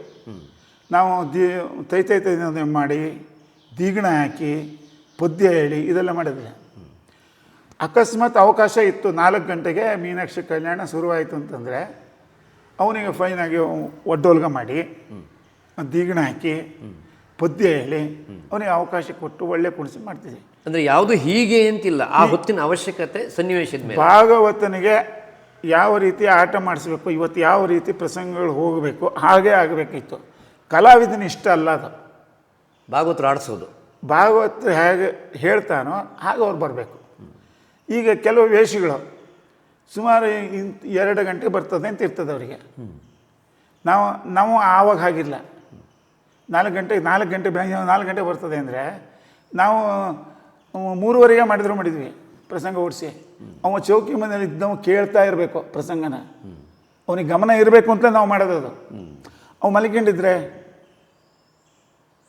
ಆವಾಗ ಅವರು ಪ್ರಸಂಗ ರಂಗಸ್ಥಳದಲ್ಲಿ ಇದು ನಾವುಡ್ರಲ್ಲ ಇತ್ತು. ಇದು ನಾವುಡ್ರು, ನಾವು ಕಳಿಂಗ ನಾವುಡ್ರದ್ದು ಪ್ರಸಂಗ ಓಡಿಸ್ಬೇಕಾದ್ರೂ ನಾವು ನೋಡಿದ್ದೀವಿ ಯಾವ ಪ್ರಸಂಗಗಳನ್ನು ಹೇಗೆ ತಗೊಂಡು ಹೋಗ್ತಿದ್ರು. ಇವತ್ತು ಆ ಪ್ರಸಂಗ ಆದಂಗೆ ಆಗ್ತಿರಲಿಲ್ಲ. ನಾಗಶ್ರೀ ಆದರೂ ಅದರಲ್ಲೂ ಸ್ವಲ್ಪ ಪದ್ಯಗಳನ್ನು ಬದಲಾವಣೆ ಮಾಡಿ ಹೇಳ್ತಿದ್ರು ಅವರು. ಒಂದೇ ನಮೂನೆ ಹೇಳ್ತಿರ್ಲಿಲ್ಲ. ಕ್ಯಾಸೆಟಲ್ಲಿ ಒಂದೇ ನಮೂನೆ ಇದೆ. ರಂಗಸ್ಥಳದಲ್ಲಿ ಸ್ವಲ್ಪ ಬದಲು ಮಾಡ್ತಿದ್ರು ಅವರು. ದಿನದಿನಕ್ಕೂ ಬದಲು. ಅದಕ್ಕೆ ಕಲಾವಿದರು ಕರೆಕ್ಟ್ ರೆಡಿ ಆಗಬೇಕಾಗಿತ್ತು ಅವರು. ಆ ಮೇಳಗಳಲ್ಲಿ, ಅಂದರೆ ನಿಮ್ಮ ಬಯಲಾಟದ ಮೇಳಗಳ ಆ ಸಂದರ್ಭದಲ್ಲಿ ಯಾರ ಪ್ರಸಂಗಗಳು ಹೆಚ್ಚು ಜನಪ್ರಿಯ ಆಗಿತ್ತು? ಪೌರಾಣಿಕ ಪ್ರಸಂಗಗಳ ಜೊತೆ ಹೊಸ ಪ್ರಸಂಗಗಳು ಬರ್ತಿದ್ವು. ಹೊಸ ಪ್ರಸಂಗಗಳು ನಮ್ಮ ಕಂದಾವರ ರಘುರಾಮ ಶೆಟ್ಟಿ ಅವ್ರದ್ದು ಚೆಲುವೆ ಚಿತ್ರಾವತಿ, ಶ್ರೀದೇವಿ ಬನಶಂಕರಿ, ಮತ್ತು ನಾವುಡ್ರು ಬರೆದಿದ್ದು ನಾಗಶ್ರೀ, ಇವೆಲ್ಲ ಭಾಳ ಪ್ರಚಲಿತ ಇತ್ತು ಅವಾಗ. ಇನ್ನೂ ಕೆಲವು ಪ್ರಸಂಗಗಳು ಇವರು ಬಾಸವತಿ, ಸತಿ ಶೋಭಾವಳಿ, ಬೇರೆ ಬೇರೆಯವರು ಎಲ್ಲರೂ ಒಂದೊಂದು ಪ್ರಸಂಗಗಳು ನಡೀತಿತ್ತು. ಅದು ಅಷ್ಟು ಪ್ರಚಲಿತ ಆಗಲಿಲ್ಲ. ಅದು ವೆಂಕಟರಾಯರೇ, ನೀವು ಒಂದು ರೀತಿಯಲ್ಲಿ ಬಯಲಾಟದ ಹುಲಿ.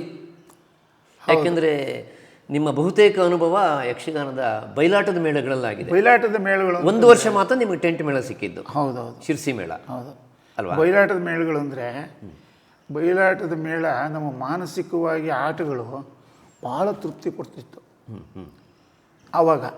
ನಮಗೆ ಈಗ ಆಟ ಮಾಡಿಸಿದ್ರೆ ನಾವು ಒಟ್ಟು ಬರೀ ಪದ ಹೇಳೋದು ಬರೋದು ಬಿಟ್ಟರೆ ನಮ್ಮಂತೆ ಆಟಗಳು ಹೋಗೋದಿಲ್ಲ. ಅಂದರೆ ಬಯಲಾಟದ ಮೇಳಗಳು ಚಾಲೆಂಜಿಂಗ್, ಪ್ರೇಕ್ಷಕರನ್ನ ಹಿಡಿದು ಕೂರಿಸ್ಬೇಕು. ಅವರಿಗೆ ಪ್ರೇಕ್ಷಕರಿಗೂ ಅಷ್ಟೇ. ಇವತ್ತು ಹೇಗೆ ಹೋಗ್ತದೆ ಪ್ರಸಂಗ, ಭಾಗವತರ ಮೂಡ್ ಹೇಗಿದೆ, ಭಾಗವತರ ಮೂಡ್ ಮೇಲೆ ಹೋಗೋದು ಪ್ರಸಂಗ. ಒಂದೊಂದು ದಿವಸ ಚಾಲ್ತಿ ಪ್ರಸಂಗಗಳು, ಈಗ ಚೆಲುವೆ ಚಿತ್ರಾವತಿ ಅಂತ ಆದರೂ ನಿನ್ನೆದಕ್ಕಿಂತ ಇವತ್ತು ಅದ್ರ ಡಬ್ಬಲ್ ಒಳ್ಳೇದಾಗೋದುಂಟು. ಮತ್ತು ಅದೇ ನಡೆ, ಅದೇ ಪಾತ್ರಧಾರಿಗಳು. ಭಾಗವತಿನ ಕಸುಬದು. ಭಾಗವತಿನ ಕಸುಬಿನ ಮೇಲೆ ಯಾವ್ಯಾವ ಪಾತ್ರಗಳನ್ನು ಓಡಿಸ್ಬೇಕು, ಯಾವ್ಯಾವ ಪಾತ್ರಗಳಿಗೆ ಕೆಲಸ ಕೊಡಬೇಕು, ಯಾವ್ಯಾವ ಸನ್ನಿವೇಶಗಳನ್ನು ಹೇಗೆ ಇಡಬೇಕು ರಂಗಸ್ಥಳದಲ್ಲಿ ಕರೆಕ್ಟ್ ಮಾಡಿ ಬುದ್ಧಿವಂತಿಕೆ ಮಾಡಿ, ಅದು ಭಾಗವತರ ಮೇಲೆ ಹೋಗೋದು ಆಟ. ಅದು ಭಾಗವತರೇ, ಈಗ ಇಷ್ಟು ಹೊತ್ತಿನ ತನಕ ನಿಮ್ಮ ಬೇರೆ ಬೇರೆ ಮೇಳಗಳ ಅನುಭವಗಳನ್ನು ನಾನು ಕೇಳಿದೆ.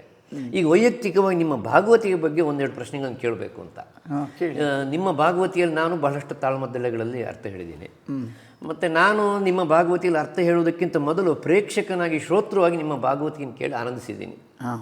ಕೆಲವು ಸಾರಿ ನಿಮ್ಮ ಭಾಗವತಿಗೆ ಕಡತೋಕರ ಛಾಯೆಯಲ್ಲಿ ಬರುತ್ತೆ ಅನಿಸುತ್ತೆ ಎತ್ತುಗಡೆಯಲ್ಲಿ ನೋಡುವಾಗ.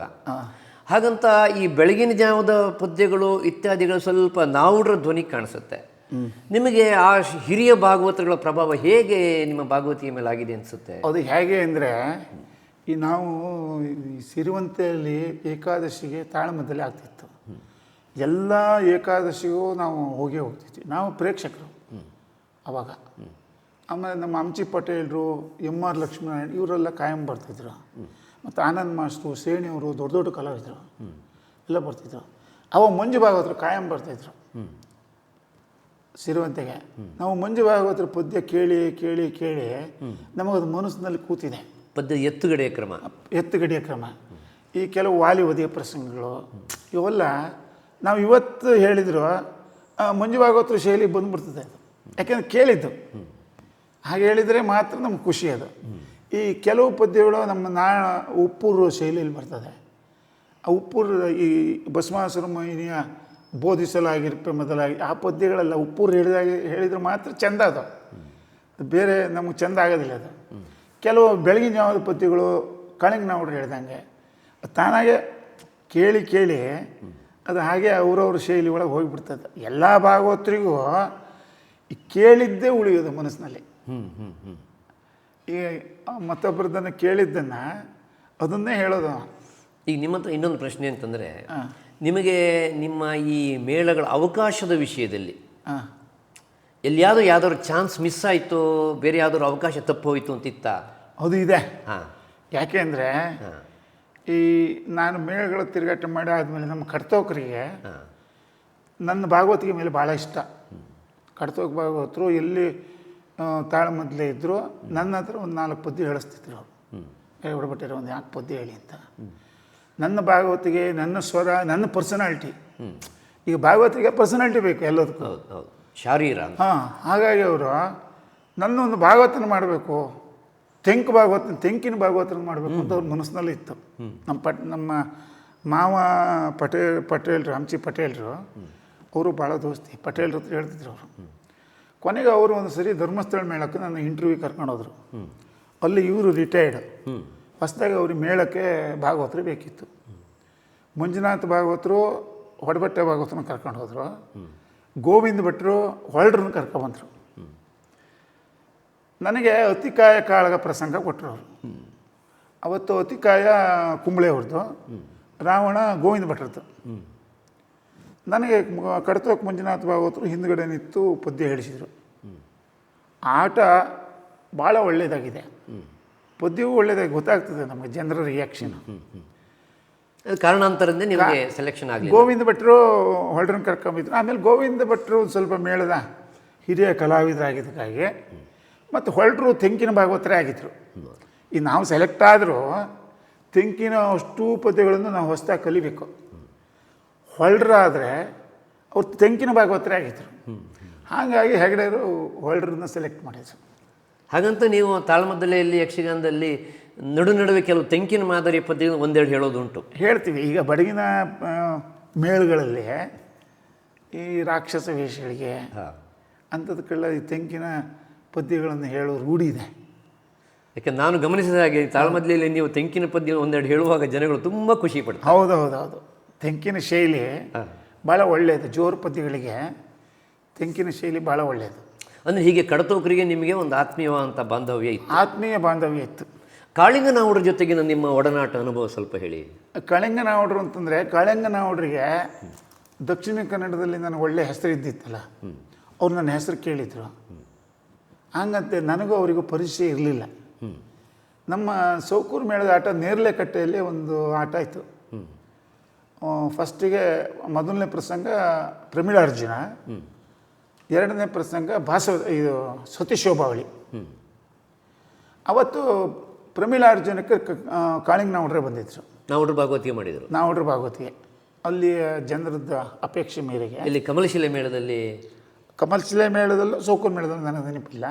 ನೇರ್ಲೆಕಟ್ಟೆಯಲ್ಲಿ ಆಟ. ಮೊದಲನೇ ಪ್ರಸಂಗ ಅವ್ರು ಪದ್ಯ ಹೇಳಿದರು. ಕೊನೆಗೆ ಎರಡನೇ ಪ್ರಸಂಗದಲ್ಲಿ ನಾನು ಶೋಭಾವಳಿ, ಸತಿಶೋಭಾವಳಿ ಅಂತ, ಆ ಪ್ರಸಂಗದಲ್ಲಿ ನಾನು ಹೇಳಿದ ಪದ್ಯ 1 ಗಂಟೆ ಕೂತ್ಕೊಂಡು ಕೇಳಿದರು ಅವರು. ಕೇಳಿ ಒಳ್ಳೆ ಭಾಗವತ ಅಂತ ಭುಜ ತಟ್ಟಿ ಹೋಗಿದ್ದಾರೆ.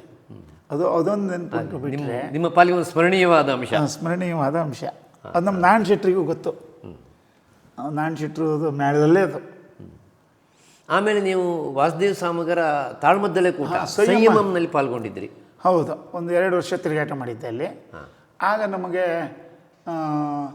ಆನಂದ್ ಮಾಸ್ಟ್ರು, ಶ್ರೇಣಿ ಗೋಪಾಲಕೃಷ್ಣ ಇವರು ಶ್ರೇಣಿಯವರು, ಆಮೇಲೆ ನಮ್ಮ ಜಬ್ಬಾರ್ ಸುಮಾರು ಎಲ್ಲ ಅವರ ಕೊಡನಾಡಿ ಕಲಾವಿದರು ಅಷ್ಟು ನಮಗೆ ಪರಿಚಯ ಆದದ್ದು ಅಲ್ಲಿ. ವಾಸುದೇವ ರಂಗಭಟ್ರು ಇವರೆಲ್ಲ ನಮಗೆ ಸಂಯಮದಲ್ಲಿ 2 ವರ್ಷ ತಿರುಗಾಟ ಮಾಡಿದ್ದೆ. ಅಂದರೆ ಈಗ ತಾಳಮದ್ದಳೆಯಲ್ಲಿ ನೀವು ಭಾಗವತಿಗೆ ಮಾಡಿದ್ದಕ್ಕಿಂತ ಪ್ರಮಾಣ ಬಯಲಾಟದ ಮೇಳಗಳಲ್ಲಿ ನೀವು ಭಾಗವತಿಗೆ ಮಾಡಿದ್ದೆ ಹೆಚ್ಚು. ನಿಮಗೆ ಅದೇ ಹೆಚ್ಚು ಖುಷಿ ಕೊಡ್ತಿತ್ತು ಅಲ್ವಾ? ಬಯಲಾಟ ಮೇಳದಲ್ಲೇ ನಮ್ಮ ಭಾಗವತಿಗೆ ಭಾಳ ಖುಷಿ. ಅದು ಈಗಲ್ಲ, ಆವಾಗ. ಈಗ ನಮಗೆ ಆಟ ಅಷ್ಟು ಖುಷಿ ಕೊಡೋದಿಲ್ಲ. ಈಗ ನಾನು ಇನ್ನೊಂದು ಹಂತಕ್ಕೆ ಬರ್ತಾ ಇದ್ದೇನೆ. ಈಗ ನೀವು 18 ವರ್ಷ ಬಯಲಾಟದ ಮೇಳಗಳ ಭಾಗವತರಾಗಿ ಇದ್ದವರು ಮೇಳಗಳಲ್ಲಿ. ಅಂದಿಗೆ ಇಂದಿಗೆ ಯಕ್ಷಗಾನದ ವಾತಾವರಣ ಭಾಗವತಿಗೆ ದೃಷ್ಟಿಯಿಂದ ಬದಲಾಗಿದೆ ಅಂತ ಅನಿಸುತ್ತಾ? ಬದಲಾಗಿದೆ ಅಂದರೆ ಭಾಗವತಿಯಾಗಿ ಉಳಿದಿಲ್ಲ. ಭಾಗವತರಿಗೆ ಏನು ಪವರೇ ಇಲ್ಲ ಈಗ. ಭಾಗವತರು ಹೇಳಿದ ಹಾಗೆ, ಭಾಗವತರ ಮನಸ್ಸಿನಲ್ಲಿ ಯಾವ ಪ್ರಸಂಗ ಹೇಗೆ ಹೋಗಬೇಕು ಅಂತ ಇದೆಯೋ ಹಾಗೆ ಹೋದ್ರೆ ಮಾತ್ರ ಪ್ರೇಕ್ಷಕನಿಗೆ ಖುಷಿ. ಅದು ಪ್ರೇಕ್ಷಕನಿಗೆ ಒಂದು ಕಿಕ್ ಬರ್ತದೆ ಅದು ಆ ಪ್ರಸಂಗ. ಇಲ್ಲ ಹೋದರೆ ಅವರವರೇ ಸೆಟ್ ಮಾಡಿಕೊಂಡು ರಂಗಸ್ಥಳ ಬಂದರೆ ಯಾವುದೋ ನಿರೀಕ್ಷೆ ಕಲಾವಿದನಿಗೆ ಇರೋದೇ ಇಲ್ಲ. ಹೀಗೆ ಪದ್ಯ ಹೇಳ್ತಾರೆ ಅಂತ ಕಲಾವಿದನಿಗೆ ಗೊತ್ತು, ಯಾಕೆ ನೀವು ಹೇಳಿರ್ತಾನೆ ಹಾಗೆ ಪದ್ಯ ಹೇಳಂತ. ಇಲ್ಲ ಅಂತಂದರೆ ಭಾಗವತರು ಹೇಗೆ ಪದ್ಯ ಹೇಳ್ತಾರೋ ಅವನಿಗೂ ಒಂದು ಕುತೂಹಲ ಇರ್ತದೆ ರಂಗಸ್ಥಳದಲ್ಲಿ, ತಾನು ಹೇಗೆ ಕುಣಿಬೇಕೇನೋ. ಇವನಿಗೆ ಗೊತ್ತಿಲ್ಲದವ್ರು ಏನೂ ಹೇಳೋದಿಲ್ಲ. ಯಕ್ಷಗಾನದಲ್ಲಿ ಮತ್ತೇನೂ ಇಲ್ಲ, ಇರೋದೇ ಒಂದು 3-4 ತಾಳಗಳು ಚಾಲ್ತಿ. ಯಾವುದೇ ಭಾಗವತ ಹೇಳೋದಿದ್ರೂ ಅದೇ ತಾಳದಲ್ಲೇ ಹೇಳಬೇಕು, ಅದೇ ಲಯದಲ್ಲೇ ಹೇಳಬೇಕು, ಹಾಗೇ ಕುಣಿಬೇಕು. ಬಿಟ್ಟಲ್ಲಿ ಹೊಸದು ಹೇಳೋದು ಅಂತ ಹೆದರ್ಬೇಕಾದೇನೂ ಇಲ್ಲ. ಕಲಾವಿದ ಕುಣಿತ ಬರ್ತದೆ ಅಂತಂದರೆ ಯಾವ ಪಾತ್ರಗಳದು ಯಾವ ಪದ್ಯಗಳು ಬೇಕಾದ್ರೂ ಕುಣಿಬೋದು. ಅವನು ಪದ ಹೇಳಲಿಕ್ಕೆ ಬರ್ತದೆ ಅಂತಂದು ಅದು ದೊಡ್ಡ. ಈಗ ನಮಗೆ ಸಂಗೀತದ ಜ್ಞಾನ ಭಾಳ ದೊಡ್ಡ ಬೇಕು ಅಂತ ಯಕ್ಷಗಾನಕ್ಕಿಲ್ಲ. ಯಕ್ಷಗಾನಕ್ಕೆ ಎಷ್ಟು ಪದ್ಯನೇ ಹೇಳಿದರೂ ಸಾಕು.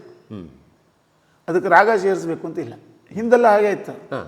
ಭಾಗವತರು ಬರೇ ಪದ್ಯನೇ ಹೇಳ್ಬಿಡ್ತಿದ್ರು. ಕೋಮಲಾಂಗಿ ಕೇಳೆ ಮದ ಗಜಗಾಮಿನಿ ಪಾಂಚಾಲೆ ಕಾಮುಕ ಕುರುಬು ಕಾಂತನ ನಿಲಯಕ್ಕೆ ಸ್ವಾಮಿಯ ಸಂದಿಗೆ ಧರ್ಮಜ ಕಳುಹುವ ತೋಂ ತಾಗಡ್ದಿತ್ತ ಅಂತ ಎತ್ತದಿಲ್ಲ ತೇಮ್ ಮುಗಿದತ್ತು. ಅಲ್ಲಿ ರಾಗ ಈಗ ಎಂಥದ್ದು ಇಲ್ಲ. ಆಮೇಲೆ ಒಡ್ಡೋಲಗದ ಪದ್ಯಗಳು. ಒಡ್ಡೋಲಗದ ಪದ್ಯಗಳು ಈಗ ಹಂಗಲ್ಲ. ಆ ರಾಗಗಳು ಹೇಳೋದು ಮತ್ತು ಡಬಲ್ ಪದ್ಯ ಹೇಳೋದು, ಮಧ್ಯೆ ಚಾಲ್ಗಳನ್ನು ಬಾರಿಸೋದು, ಇವೆಲ್ಲ ಎಕ್ಸ್ಟ್ರಾ ಬಂದಿದೆ. ಆವಾಗ ಇವೆಲ್ಲ ಆಯ್ತು ಅಂದ್ಕೊಳ್ಳೆ ಕಥೆಯ ಓಟ ಕಡಿಮೆ ಆಗ್ತದೆ. ಕತೆ ಓಟ ಕಡಿಮೆ ಆಯ್ತು ಅಂದ್ಕೊಳ್ಳೆ ಜನ ಎದ್ದು ಹೋಗ್ತಾ ಇರ್ತಾರೆ.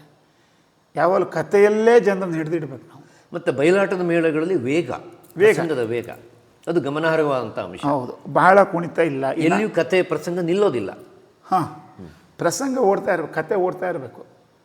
ಕತೆ ನಿಂತರೆ ಈಗ ಒಂದು ಪದ್ಯ ಹೇಳಿ ಅರ್ಧ ಗಂಟೆ ಅವ್ನು ನರ್ತನ ಮಾಡಿದರೆ ಕತೆ ಹೋಯ್ತು, ಮತ್ತು ಕತೆ ನೆನಪು ಅವನಿಗೆ ಗೊತ್ತಿರೋದಿಲ್ಲ. ಅರ್ಥ ಹೇಳೋಂಗೆ ತಾನು ಕತೆ ಎಲ್ಲಿ ಶಬ್ದ ನಿಲ್ಲಿಸಿದ್ದೀನಿ, ಶುರು ಮಾಡೋದು ಹೇಗೆ ಅಂತ ಕುಣಿತದ ಮೇಲೆ ಹೋಗ್ಬಿಟ್ಟಿರ್ತಾನೆ ಅವ. ಪ್ರೇಕ್ಷಕನಿಗೂ ಹಾಗೆ ಆಗಿರ್ತದೆ. ಈಗ ನೀವು ಭಾಗವತಿಕೆಯ ಕ್ರಮ, ಪಾತ್ರಗಳನ್ನು ನಡೆಸುವ ಕ್ರಮದಲ್ಲಿ ನಾವುಡ್ರ ಕೊಡುಗೆಯನ್ನು ಏನಂತ ಗುರುತಿಸ್ತೀರಿ? ಯಕ್ಷಗಾನಕ್ಕೆ ಹಾಗೂ ನಿಮ್ಮ ಮೇಲೆ ಅದು ಪ್ರಭಾವ. ಯಕ್ಷಗಾನಕ್ಕೆ ನಾವುಡ್ರ ಕೊಡುಗೆ ಭಾಳ ಇದೆ. ಅವರು ಯಕ್ಷಗಾನವನ್ನು ಸ್ವಲ್ಪ ಭಾಳ ಪ್ರೇಕ್ಷಕರನ್ನು ಸೆಳೆದದ್ದು ನಾವುಡ್ರೆ. ಯಕ್ಷಗಾನೇತರ ಅಲ್ಲದದ್ದು ಪ್ರೇಕ್ಷಕರನ್ನು ಸೆಳೆದದ್ದು ನಾವುಡ್ರೆ ಭಾಗವತಿಗೆಯಲ್ಲಿ ಕೆಲವು ರಾಗಗಳನ್ನು ತಂದು ಪ್ರಸಂಗದ ಓಟವನ್ನು ಹೆಚ್ಚಿಸಿ ಜನರನ್ನು ಹೇಗೆ ಸೆಳಿಬೇಕು ಅಂತ ಹೊಸ ಪ್ರಸಂಗಗಳನ್ನು ತಂದು ಜನರನ್ನು ಹೇಗೆ ಸೆಳಿಬೇಕು ಅಂತ ಒಳ್ಳೆ ಬುದ್ಧಿವಂತಿಕೆಯಿಂದ ಅಷ್ಟೇ ವರ್ಷ, ಭಾಳ ವರ್ಷ ಅಲ್ಲ, ಮಾಡಿದಷ್ಟು ಅದೇ ಕೆಲಸ ಮಾಡಿದ್ದವರು. ಹಾಗಾಗಿ ನಾವುಡ್ರು ಇವತ್ತಿಗೆ ಹೆಸರಿದೆ. ಮತ್ತು ನಾವುಡ್ರು ಯಾವ ಕಲಾವಿದನ ಮಾತನ್ನು ಕೇಳಿದವರಲ್ಲ. ಯಾಕೆಂದರೆ ತೇರಿ ನಾನು ಹೇಳಿದ ತೇರಿ ಭಾಗವತನಂತೆ ಪ್ರಸಂಗ ಹೋಗಬೇಕು. ಅವ್ರು ಎಷ್ಟು ದೊಡ್ಡ ಚಿಟ್ಟಾಣಿಯವರಾಗಿರಲಿ, ಚಿಟ್ಟಾಣಿಯವ್ರನ್ನ ಕೇಳಿ ಪದ್ಯ ಹೇಳ್ತಿರಲಿಲ್ಲ. ಅವರು ಹಿರಿಯ ಕಲಾವಿದ ಆಗಿರೋದು. ರಂಗಸ್ಥಳದಲ್ಲಿ ಭಾಗವತನೇ ದೊಡ್ಡವ. ನಾವುಡ್ರು ಹೇಳಿದಂಗೆ ಅವ್ರು ಕುಡಿಬೇಕು. ಆಮೇಲೆ ನಾವುಡ್ರು ಅವ್ರಿಗೆ ತೊಂದರೆ ಆಗುವ ಹಂಗೆ ಹೇಳ್ತಿರ್ಲಿಲ್ಲ. ಯಾವ್ಯಾವ ಕಲಾವಿದರಿಗೆ ಹೇಗೆ ಹೇಳಬೇಕು ಅನ್ನುವ ನಾಲೆಡ್ಜ್ ಇತ್ತು ಅವರಿಗೆ. ಚಿಟ್ಟಾಣಿಯವರಿಗೆ ಹೇಗೆ ಪದ ಹೇಳಬೇಕು, ಯಾಜಿಯವರಿಗೆ ಹೇಗೆ ಪದ ಹೇಳಬೇಕು. ಈಗ ಒಬ್ಬೊಬ್ಬರದ ಲಯ ಒಂದೊಂದು ನೀಡ್ತದೆ. ಲಯ ಇದ್ದವಂಗೆ ಕುಣಿಸ್ತಿದ್ರು, ಲಯ ಇಲ್ಲದವಂಗೆ ಹಾಗೆ ಪದ ಹೇಳಿ ಮುಗಿಸಿ ಅವಕಾಶ ಕೊಡ್ತಿದ್ರು. ಈ ಜಲವಳ್ಳಿಯವರಿಗೂ ಪದ್ಯ ಹೇಳಿದ್ರು. ಜಲವಳ್ಳಿಯವ್ರು ಕುಣಿತಿರ್ಲಿಲ್ಲ, ಆದರೆ ಜಲವಳ್ಳಿ ಒಳ್ಳೆ ವೇಷಧಾರಿ. ಜಲವಳ್ಳಿಯವರಿಗೆ ಹೇಗೆ ಪದ್ಯ ಹೇಳಬೇಕು ಅಂತ ನಾವುಡ್ರಿಗೆ ಗೊತ್ತಿತ್ತು. ಅದರಿಂದ ನಾವುಡ್ರಿಗೂ ಹೆಸರು ಬಂತು, ಜಲವಳ್ಳಿಯವರಿಗೂ ಹೆಸರು ಬಂತು. ಸುಮಾರು 2 ದಶಕಗಳ ಕಾಲ ಬಯಲಾಟದ ಮೇಳಗಳಲ್ಲಿ ಭಾಗವತಿಯನ್ನು ಭೋರ್ಗರೆಯುವ ಹಾಗೆ ಮಾಡಿದವರು ನೀವು. ಆಮೇಲೆ ಅಲ್ಲಿ ಇಲ್ಲಿ ಕರೆದಾಗ ಅತಿಥಿ ಭಾಗವತರಾಗಿ ಹೋಗ್ತಾ ಬಂದವರು. ಹೌದು, ಈಗಲೂ ಹೋಗ್ತೀನಿ. ಹಾಂ, ಅಂದರೆ ಇತ್ತೀಚೆಗೆ ನಿಮ್ಮದು ಭಾಗವತಿಗೆ ಹೋಗುವಂಥ ಸಂದರ್ಭ ಕಡಿಮೆ ಆಗಿದೆ. ಹೌದು, ಅಂದರೆ ಒಂದು ಮಟ್ಟಿಗೆ ಒಂದು ನಿಲುಗಡೆಗೆ ಬಂದಿದೆ. ಹಾಂ, ನಿಲುಗಡೆ ಬಂದಿದೆ. ಈ ಹಂತದಲ್ಲಿ ಒಮ್ಮೆ ನಿಂತು ನೋಡುವಾಗ ನೀವು ಭಾಗವತರಾಗಿದ್ದ ಆ ಕಾಲದಲ್ಲಿನ ಇವತ್ತು ಚಾಲ್ತಿಯಲ್ಲಿ ಇಲ್ಲದ ಯಾವುದಾದ್ರೂ ರಂಗತಂತ್ರದ ಬಗ್ಗೆ ಅಥವಾ ಆ ಕಾಲದಲ್ಲಿ ಆರಂಭಿಸಿದ ರಂಗತಂತ್ರದ ಬಗ್ಗೆ ಏನಾದರೂ ಒಂದೆರಡು ಸಂಗತಿ ಹೇಳ್ತೀರಾ? ರಂಗತಂತ್ರ ಅಂತಂದರೆ ರಂಗತಂತ್ರ ಒಂದೇ ಇದೆ, ನಾನು ಹೇಳಿದ್ನಲ್ಲ. ಈಗ ಬೆಳಗಿನ ಜಾವ ಆದ ಕೂಡಲೇ ಸ್ವಲ್ಪ ಲಯ ಸ್ಪೀಡಲ್ಲಿರೋದು, ಎದುರು ಜಾವದಲ್ಲಿ ಸ್ವಲ್ಪ ಸ್ಲೋ ಅಲ್ಲಿರೋದು. ಆಮೇಲೆ ಭಾಗವತನ ಇಷ್ಟದಂತೆ ಅವನು ಪ್ರೇಕ್ಷಕನ ನೋಡಿ ಯಾವ್ಯಾವ ಪ್ರಸಂಗಗಳನ್ನು ಹೇಗೆ ತಗೋಬೇಕು ಅನ್ನೋದ್ರ ಮೇಲೆ ಪ್ರಸಂಗಗಳನ್ನು ಓಡಿಸೋದು, ಪ್ರಸಂಗಗಳನ್ನು ಕಡಿಮೆ ಮಾಡೋದು. ಅಂದರೆ ಈ ಚಾಲುಗಳು, ಬಿಡ್ತಿಗೆಗಳು. ಹಾಂ, ಈಗೇನಾಗಿದೆ ಅಂತಂದರೆ ಈ ಬಿಡ್ತಿಗೆಗಳು ಜಾಸ್ತಿ ಆಗಿದೆ. ಅದು ಯಕ್ಷಗಾನಕ್ಕಷ್ಟು ಬೇಡ. ಬಿಡ್ತಿಗೆಗಳು, ಕುಣಿತ, ಅರ್ಥಗಾರಿಕೆಯೂ ಅಷ್ಟೇ. ಎಷ್ಟು ಬೇಕೋ ಅಷ್ಟೇ ಇದ್ರೆ ಮಾತ್ರ ಆಟಕ್ಕೆ ಚೆಂದ. ತಾಳಮದ್ದಲಿಗೆ ಆಗ್ಬೋದು, ತಾಳಮದ್ದಲಿಗೆ ಎಷ್ಟು ಮಾತಾಡಿದರೂ ಆಗ್ಬೋದು. ರಂಗಸ್ಥಳದಲ್ಲಿ ಕಥೆಗಳ ಓಟ ಇದ್ದರೆ ಮಾತ್ರ ಪ್ರೇಕ್ಷಕರನ್ನು ಹಿಡಿದಿಟ್ಕೊಳ್ಬೋದು. ಯಾವುದೇ ಮಾತುಗಳನ್ನು ಹೆಚ್ಚಾಡೋದ್ರಿಂದ ಅಥವಾ ಕುಣಿತಗಳನ್ನು ಹೆಚ್ಚು ಕುಣಿಯೋದ್ರಿಂದ, ಅಭಿನಯಗಳನ್ನು ಹೆಚ್ಚು ಮಾಡೋದ್ರಿಂದ ಪ್ರೇಕ್ಷಕರನ್ನು ನಿಲ್ಲೋದು ಕಷ್ಟ. ಅದು ನಿಮಗೆ ಒದಗ್ತಾ ಇದ್ದಂಥ ಮೊದಲೆಗಾರರಲ್ಲಿ ಶಂಕರ ಭಾಗವತರು, ಶಂಕರ ಸುಧಾಕರ, ಆಮೇಲೆ ಶ್ರೀನಿವಾಸಾಚಾರ್ಯ ಹುಂಚದಕಟ್ಟೆ. ಶ್ರೀನಿವಾಸಾಚಾರ್ಯ ಅವರು ನಮ್ಮ ತಾಳಮದ್ದಲಿಗೆ ಹೆಚ್ಚಿಗೆ ಸಿಕ್ಕಿದ್ರು. ನಮ್ಮ ತಾಳಮದ್ದಲೆ ಕೂಟಕ್ಕೆ ಆಗ ಸಿರಿವಂತಲಾಗಲಿ ಎಲ್ಲಿ ಆದರೂ ಶ್ರೀನಿವಾಸಾಚಾರ್ಯ ಹೆಚ್ಚಿಗೆ. ಆವಾಗ ಮೊದಲಿಗಾರರು ಭಾಳ ಜನ ಮೊದಲಿಗಾರಲ್ಲಿ ಇರಲಿಲ್ಲ. ಈಗ ನನಗೆ ಈ ಗುಡೇನು ಮಂಜಾತ ಅವರು ಇವರೆಲ್ಲ ಯಾರು ಇರಲಿಲ್ಲ. ಎಲ್ಲಿ ತಾಳಮದ್ದಲೆ ಆದರೂ ಶ್ರೀನಿವಾಸಾಚಾರ್ಯರು ಬರಬೇಕಾಗಿತ್ತು. ಇದ್ದರೆ ಈಶ್ವರಾಚಾರ್ಯ ಅಂತ ಒಬ್ಬರಿದ್ದರು, ಅವನು ಬಿಡು ಸಾಗರದಲ್ಲೇ ಇದ್ದವರು. ಅವರು ಈಶ್ವರಾಚಾರ್ಯರು ಭಾಳ ತಾಳಮದ್ದಲಿಗೆ ಬರ್ತಿದ್ರು. ಮುಂದೆ ಅವರ ಮಕ್ಕಳು ಕೂಡ ಒಳ್ಳೆ ಮದ್ದಲೆಗಾರ. ರಾಘು ಅಂತ, ರಾಜೇಶ 2 ಜನ ನಮ್ಮ ಭಾಗವತಿಗೆ ಮದ್ದಲೆಗಾರಿಕೆ ಮಾಡಿದವರು. ಅವರು ಈ ಸುಧಾಕರ್ ರಾವ್ ಹೆಗ್ಗೋಡು ಅವರ ಮದ್ದಲೆಗಾರಿಕೆ ಹೇಗಿತ್ತು? ಸುಧಾಕರ್ ಅವರು ಒಳ್ಳೆ ಮದ್ದಲೆಗಾರರು. ಇವತ್ತಿನ ಎಲ್ಲ ಮದ್ದಲೆಗಾರಿಗೂ ಮೀರಿದವರೇ ಅವರು. ಯಾಕೆಂದರೆ ಆವತ್ತಿನ ಕಾಲದಲ್ಲಿ ಹೊಸ ಚಾಲುಗಳನ್ನು ತಂದವರು ಸುಧಾಕರ್ ಅವರೇ. ಈ ನಮ್ಮ ಮೇಳದಲ್ಲಿ ಇದ್ದಾಗ ಅವರು ಪೀಠಿಕೆ ಸ್ತ್ರೀವೇಷವನ್ನು ಕುಣಿಸ್ಲಿಕ್ಕೆ ಬರ್ತಿದ್ರು. ಅವ ನಾವು ಸುಮಾರು ಎಲ್ಲ ಮೇಳಗಳ ಒಡನಾಟು ಇತ್ತು. ನಾವು ಎಲ್ಲ ಆಟ ನೋಡ್ತಿದ್ವಿ. ಪೀಠಿಕೆ ಸ್ತ್ರೀವೇಷಕ್ಕೆ ಯಾವ್ಯಾವ ಚಾಲ್ಗಳನ್ನು ಹಾಕಿ ಕುಣಿಸ್ತಿದ್ರು, ಯಾವ್ಯಾವ ಪದ್ಯಗಳನ್ನು ಹೇಳ್ತಿದ್ರು, ಎಲ್ಲವೂ ನಮಗೆ ಗೊತ್ತು. ಆದರೆ ಈ ಸುಧಾಕರ್ ಅವರಿಗೆ ಮದ್ದಲೆಗಾರಿಕೆಯಲ್ಲಿ ಭಾಳ ಅಭಿರುಚಿ. ಬೇರೆ ಬೇರೆ ಪೆಟ್ಟುಗಳನ್ನು ಬಾರಿಸ್ಬೇಕು. ಕುಣಿದಾದ್ರೆ ಬಿಡ್ತಿರ್ಲಿಲ್ಲ. ಅವರು ಹೆದರಿಸ್ತಿದ್ರು ಸ್ತ್ರೀವೇಷದವ್ರನ್ನ. ಕುಣಿ ಅಂತಿದ್ರು. ಹಾಗಾಗಿ ಹೊಸ ಬಿಡ್ತಿಗೆಗಳು ತೋಮ್ ದೀಮ್ ತೋಮ್ ದೀಮ್ ದೀಮ್ ತೋಮ್ ದೀಮ್ ತೋಮ್ ದೀಮ್ ತೋಮ್ ದಿಂದ ತಾಮ್ ಈ ರೀತಿಯ ಬಿಡ್ತಿಗಳನ್ನೆಲ್ಲ ಫಸ್ಟ್ ರಂಗಸ್ಥಳದಲ್ಲಿ ತಂದವರು ಸುಧಾಕರ್ ಅವರೇ. ನನಗೆ ಗೊತ್ತು, ಯಾಕೆಂದ್ರೆ ನಾನು ಎಲ್ಲ ಮೇಳಗಳನ್ನು ನೋಡ್ತಿದ್ದೆ. ಯಾವ್ಯಾವ ಚಾಲುಗಳನ್ನು ಯಾವ್ಯಾವ ಮೇಳದಲ್ಲಿ ಹೇಗೆ. ಅಷ್ಟರ ಮೇಲೆ ಒಬ್ಬೊಬ್ಬರದೇ ಒಂದೊಂದು ಚಾಲುಗಳು ಶುರುವಾಗಿ ಇವತ್ತು ಚಾಲುಗಳ ಸರಮಾಲೆ. ಈ ಒಂದು ವೀರರಸದ ಪದ್ಯ ಅಂತಂದರೆ ಒಂದು ಅರ್ಧ ಗಂಟೆ, ಕನಿಷ್ಠ 20 ನಿಮಿಷದಿಂದ 30 ನಿಮಿಷದವರೆಗೆ ಪದ್ಯವೇ ಆಗ್ತದೆ ಬರೀ ಚಾಲಲ್ಲಿ. ಪದ್ಯಕ್ಕೆ ಪ್ರಧಾನ ಸ್ಥಾನ ಇಲ್ಲ ಅಲ್ಲಿ. ಅವನು ಪದ್ಯಕ್ಕೆ ಒಳ್ಳೆ ಕೆಲಸ ನಾನು ನೋಡಿದ್ದೇನಲ್ಲ, ಪದ್ಯಕ್ಕೆ ಒಳ್ಳೆ ಕೆಲಸ ಮಾಡೋದಿಲ್ಲ ಅವನು ಚಾಲು ಕುಣಿಯೋದೇ ಅವನ ಉದ್ದೇಶ. ಅದೇನಾಗ್ತದೆ, ಕತೆ ಮರ್ತೋಗ್ತದೆ ಜನರಿಗೆ. ನೀವು ಆಟಕ್ಕೆ ಹೋಗಿ ಬಂದವ್ರ ಹತ್ರ ನಿನ್ನೆ ಪ್ರಸಂಗ ಅಂತ ಕೇಳಿದರೆ ಅವ್ರಿಗೆ ಗೊತ್ತಿಲ್ಲ, ಒಳ್ಳೆ ಆಟ ಆಯಿತು ಅಂತಾರೆ. ಹೀಗಾಗಿದೆ ಪರಿಸ್ಥಿತಿ ಯಕ್ಷಗಾನದಷ್ಟೇ. ಭಾಗವತರೇ, 2-3 ದಶಕಗಳ ಕಾಲ ನೀವು ಭಾಗವತಿಕೆ ಮಾಡಿದ್ದೀರಿ, ಲಕ್ಷಾಂತರ ಪ್ರೇಕ್ಷಕರನ್ನ ರಂಜಿಸಿದ್ದೀರಿ, ನೀವು ಕೂಡ ಸಂತೋಷ ತೃಪ್ತಿಯನ್ನು ಹೊಂದಿದ್ದೀರಿ. ಒಟ್ಟು ಈ ಪ್ರಕ್ರಿಯೆಯನ್ನು ಗಮನಿಸಿದಾಗ ನಿಮಗೆ ನಿಮ್ಮ ಭಾಗವತಿಕೆ ಬಗ್ಗೆ ಏನು ಅನಿಸುತ್ತೆ? ಸಂತೋಷ, ತೃಪ್ತಿ, ಸಮಾಧಾನ ಇದೆಯಾ? ನಮಗೆ ಸಂತೋಷ ಇದೆ. ಯಾಕೆಂದರೆ ಯಕ್ಷಗಾನದ ಬಗ್ಗೆ, ಯಕ್ಷಗಾನದ ಭಾಗವತನಾಗಬೇಕು ಅಂತ ಹೊಂದಿಸಿಕೊಂಡವನೇ ಅಲ್ಲ ನಾನು. ಅದು ತಾನಾಗೇ ಆದ್ದು. ನಾನು ಶೆಟ್ರು ಕರೆದ್ರು, ಮೇಳಕ್ಕೆ ಹೋದೆ, ಅಭ್ಯಾಸ ಆಯಿತು, ಇದಾಯಿತು. ಜನ ನಮ್ಮನ್ನು ಇಷ್ಟಪಟ್ಟಿದ್ದಕ್ಕಾಗಿ ನಾವು ಭಾಗವತರಾದ್ದು. ಇದು ನಾನು ಇಷ್ಟಪಟ್ಟಿದ್ದಲ್ಲ. ಅದು ಅಂದರೆ ಜನ ಮೆಚ್ಚಿ ಸಹ ಕಲಾವಿದರು ರೂಪಿಸಿ ನೀವು ಭಾಗವತರಾದ್ದು. ನಮಗೆ ಅವರ ಜನರ ಎನ್ಕರೇಜಿಂದಲೇ ನಮಗೆ ಆ ಕಲೆಯನ್ನು ಬಿಡುವ ಸಂದರ್ಭ ಬರಲ್ಲ.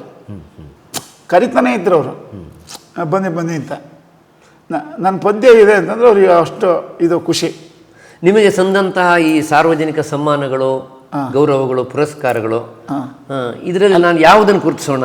ಕಲಾರಂಗದ ಪ್ರಶಸ್ತಿ ನಿಮಗೆ ಬಂದಿದೆ. ಕಲಾರಂಗದ ಪ್ರಶಸ್ತಿ ಬಂದಿದೆ 2024ರಲ್ಲಿ. ಹೌದು. ಆಮೇಲೆ ಯಕ್ಷಗಾನ ಬಯಲಾಟ ಅಕಾಡೆಮಿಯವರು ಪ್ರಶಸ್ತಿ ಬಂದಿದೆ. ಆಮೇಲೆ ಸನ್ಮಾನಗಳು ಬೇಕಾದಷ್ಟಾಗಿದೆ. ಕಲಾರಂಗದ ಪ್ರಶಸ್ತಿಯು ಕೂಡ ಪ್ರಾಂತ್ಯದ ದೃಷ್ಟಿಯಿಂದ ತುಂಬ ಮಹತ್ವದ್ದೇ. ಹೌದೌದು. ಯಾಕೆಂದರೆ ಈ ಮಲೆನಾಡು ಭಾಗದ ಈ ಸಾಗರ ಪ್ರಾಂತ್ಯದಲ್ಲಿ ಉಡುಪಿಯ ಕಲಾರಂಗದ ಪ್ರಶಸ್ತಿಗೆ ಭಾಜನರಾದವರು ತುಂಬ ಕಡಿಮೆ ಜನ. ಯಾಕೆಂದರೆ ಕಲಾರಂಗ ಪ್ರಾರಂಭ ಆದಾಗ ಪ್ರಾರಂಭದಲ್ಲೇ ಇದ್ದವ್ರು ನಾವು. ಕಲಾರಂಗದ ಪ್ರಾರಂಭದಲ್ಲೇ ಸದಸ್ಯತ್ವ ನಾವೇ ಶುರು ಮಾಡಿದ್ದು. ಹಾಗಾಗಿ ಈ ಕಲಾರಂಗ ಅಷ್ಟರ ಮೇಲೆ ಎಲ್ಲ ಕಲಾವಿದರನ್ನು ಸೇರಿಸ್ಕೊಂಡು ವೃತ್ತಿ ಮೇಳದ ಕಲಾವಿದರಿಗೆ ಸಹಾಯ ಮಾಡಿ ಆ ಕ್ಷೇತ್ರವನ್ನು ಬೆಳಗಿದವರು ಮುರಳಿ ಕಡೆಕಾರ್ ಅವರು ಭಾಳ ಶ್ರಮಪಟ್ಟು ಆ ಸಂಸ್ಥೆಯನ್ನು ಬೆಳೆಸಿದ್ದಾರೆ. ಈಗ ನಿಮ್ಮಲ್ಲಿ ನಾನು ಕೇಳೋದು, ನೀವು ಭಾಗವತರಾದ್ರಿ, ನಿಮ್ಮ ಮಕ್ಕಳಲ್ಲಿ ಈ ಕಲಾ ಪರಂಪರೆ ಮುಂದುವರೆದಿದೆಯಾ? ನಮ್ಮ ಮಗ ಯಕ್ಷಗಾನ ಪದ್ಯವನ್ನು ಹೇಳ್ತಾರೆ. ಹೌದಾ? ಅವರು ಸಾಫ್ಟ್ವೇರ್ ಇಂಜಿನಿಯರು. ಪದ್ಯಗಳನ್ನು ಹೇಳ್ತಾರೆ. ಭಾಳ ನುರಿತವರಲ್ಲ. ನಾವು ಪದ್ಯ ಹೇಳೋದನ್ನು ಕೇಳಿ ಎಲ್ಲರೂ ಸಣ್ಣ ತಾಳ್ಮಲೆ ಇಳ್ಮದ್ಲೆ ಆದರೆ 2 ಪದ್ಯ ಹೇಳ್ತಾರೆ. ಆಮೇಲೆ ಮಗಳು ಯಕ್ಷಗಾನ ಕ್ಷೇತ್ರದಲ್ಲಿಲ್ಲ. ಅವಳು ಹಿಂದೂಸ್ತಾನಿ ವಿದ್ವತ್ ಮಾಡಿದ್ದಾಳೆ. ಮತ್ತು ಈ ಹರಿಕಥೆಗಳನ್ನು ಮಾಡ್ತಾಳೆ. ಹರಿಕಥೆ ಒಳ್ಳೆ 100 ಹರಿಕಥೆಗಳನ್ನು ಮಾಡಿದ್ದಾಳೆ. ಆಮೇಲೆ ಅವಳು BL ಅಲ್ಲಿ ಕೆಲಸದಲ್ಲಿದ್ದಾಳೆ. ಹೌದಾ? ಈಗ ನಿಮಗೆ ನಿಮ್ಮ ಭಾಗವತಿಕೆಯ ಕ್ರಮ ಸಂತೋಷ ಕೊಟ್ಟಿದೆ. ಹೌದು. ನೀವು ಭಾಗವತಿಕೆಯನ್ನು ಮಾಡಿ ಈ ಯಕ್ಷಗಾನ ಕ್ಷೇತ್ರದಿಂದ ಆನಂದವನ್ನು ಪಡೆದಿದ್ದೀರಿ. ಹೌದು. ಅದ್ರ ಜೊತೆಗೆ ನಿಮ್ಮೊಂದು ಸಾರ್ವಜನಿಕವಾದಂಥ ಒಂದು ಮನ್ನಣೆ, ಗೌರವ, ಹೊಡಬಟ್ಟೆ ಭಾಗವತರು. ಹೌದು, ಇದೆ. ಹೊಡಬಟ್ಟೆ ಭಾಗವತರು ಅನ್ನೋ ಒಂದು ಗೌರವ ಇವತ್ತಿಗೂ ಇದೆ. ಈಗಲೂ ನಿಮ್ಮ ಹತ್ರ ಉತ್ಸಾಹ ಗೊತ್ತಿಲ್ಲ? ಇಲ್ಲ. ಯಕ್ಷಗಾನದ ಉತ್ಸಾಹ ಬರ್ತದೇ ಇಲ್ಲ ಅದು. ಈಗ ಇತ್ತೀಚೆಗೆ ತಾವು ಬೈಪಾಸ್ ಆಪರೇಷನ್ಗೆ ಒಳಗಾಗಿದ್ದರಿಂದ ಸದ್ಯಕ್ಕೆ ಭಾಗವತಿಗೆ ನಿಲ್ಲಿಸಿದ್ದೀರಿ. ಹೌದು, ಭಾಗವತಿಗೆ ಇಲ್ಲೂ ಹೋಗ್ತಾ ಇಲ್ಲ. ಹಾಗಂತ ಇನ್ನು ಯಾವಾಗ ಮತ್ತೆ ಹೋಗಿ ತಾಳ ಹಿಡಿಯೋದು ಅಂತ ತವಕದಿಂದ ಕಾಯ್ತಾ ಇದ್ದೀರಿ? ಹೌದೌದು. ಹೇಳ್ಬೋದು, ಇನ್ನೊಂದು 2-3 ತಿಂಗಳು ಹೋದರೆ ಹೇಳ್ಬೋದು. ಇಷ್ಟು ಹೊತ್ತಿನ ತನಕ ನಮ್ಮ ವೀಕ್ಷಕರಿಗಾಗಿ ನಿಮ್ಮನ್ನು ನಾನು ಕೇಳಿದಂಥ ಪ್ರಶ್ನೆಗಳಿಗೆ ತುಂಬ ಸೂಕ್ತವಾದ ಉತ್ತರವನ್ನು ಕೊಟ್ಟಿದ್ದೀರಿ. ನಮ್ಮ ಉದ್ದೇಶ ಇಷ್ಟೇ, ಹೊಡಬಟ್ಟೆ ಭಾಗವತರನ್ನು ನಾವು ಪರಿಚಯಿಸೋದು ಒಂದು. ಅದ್ರ ಜೊತೆಗೆ ಒಂದು 20-30 ವರ್ಷಗಳ ಹಿಂದೆ ನೀವು ಭಾಗವತರಾಗಿದ್ದ ಆ ಕಾಲದಲ್ಲಿ ಕಲಾಕ್ಷೇತ್ರ ಹೇಗಿತ್ತು, ಯಕ್ಷಗಾನ ಪ್ರದರ್ಶನಗಳು ಹೇಗೆ ನಡೀತಾ ಇದ್ವು, ಮತ್ತು ಆ ಕಾಲದ ಕಲಾವಿದರೆಲ್ಲ ಯಾರು, ಅದರದ್ದೊಂದು ಪರಿಚಯವನ್ನು ನಮ್ಮ ವೀಕ್ಷಕರಿಗೆ ಮಾಡಿಕೊಡ್ಬೇಕು ಅಂತ ನಿಮ್ಮ ಸಂದರ್ಶನವನ್ನು ಬಯಸಿ ಬಂದಿದ್ವಿ. ತುಂಬ ಸಂತೋಷ. ಭಾಗವತರೇ, ನಿಮ್ಮ ಆರೋಗ್ಯ ಇನ್ನೂ ಉತ್ತಮವಾಗಲಿ. ಇನ್ನೂ ಮತ್ತೆ ನೀವು ತಾಳ ಹಿಡಿದು ನಿಮ್ಮ ಯಾವ ಒಂದು ಹೊಡಬಟ್ಟೆ ಭಾಗವತರ ವೈಭವ ಅಂತಿತ್ತೋ ಆ ವೈಭವವನ್ನು ನಮ್ಮ ಯಕ್ಷಗಾನ ಶ್ರೋತೃಗಳಿಗೆ ನೀಡುವಂತಾಗಲಿ ಅಂತ ಹೇಳ್ತಾ, ನಮ್ಮ ತೈಕುತಾಮ್ ಯೂಟ್ಯೂಬ್ ಬಳಗದ ಪರವಾಗಿ ನಿಮಗೆ ಹೃತ್ಪೂರ್ವಕವಾದಂಥ ವಂದನೆಗಳು. ನಮಸ್ಕಾರ.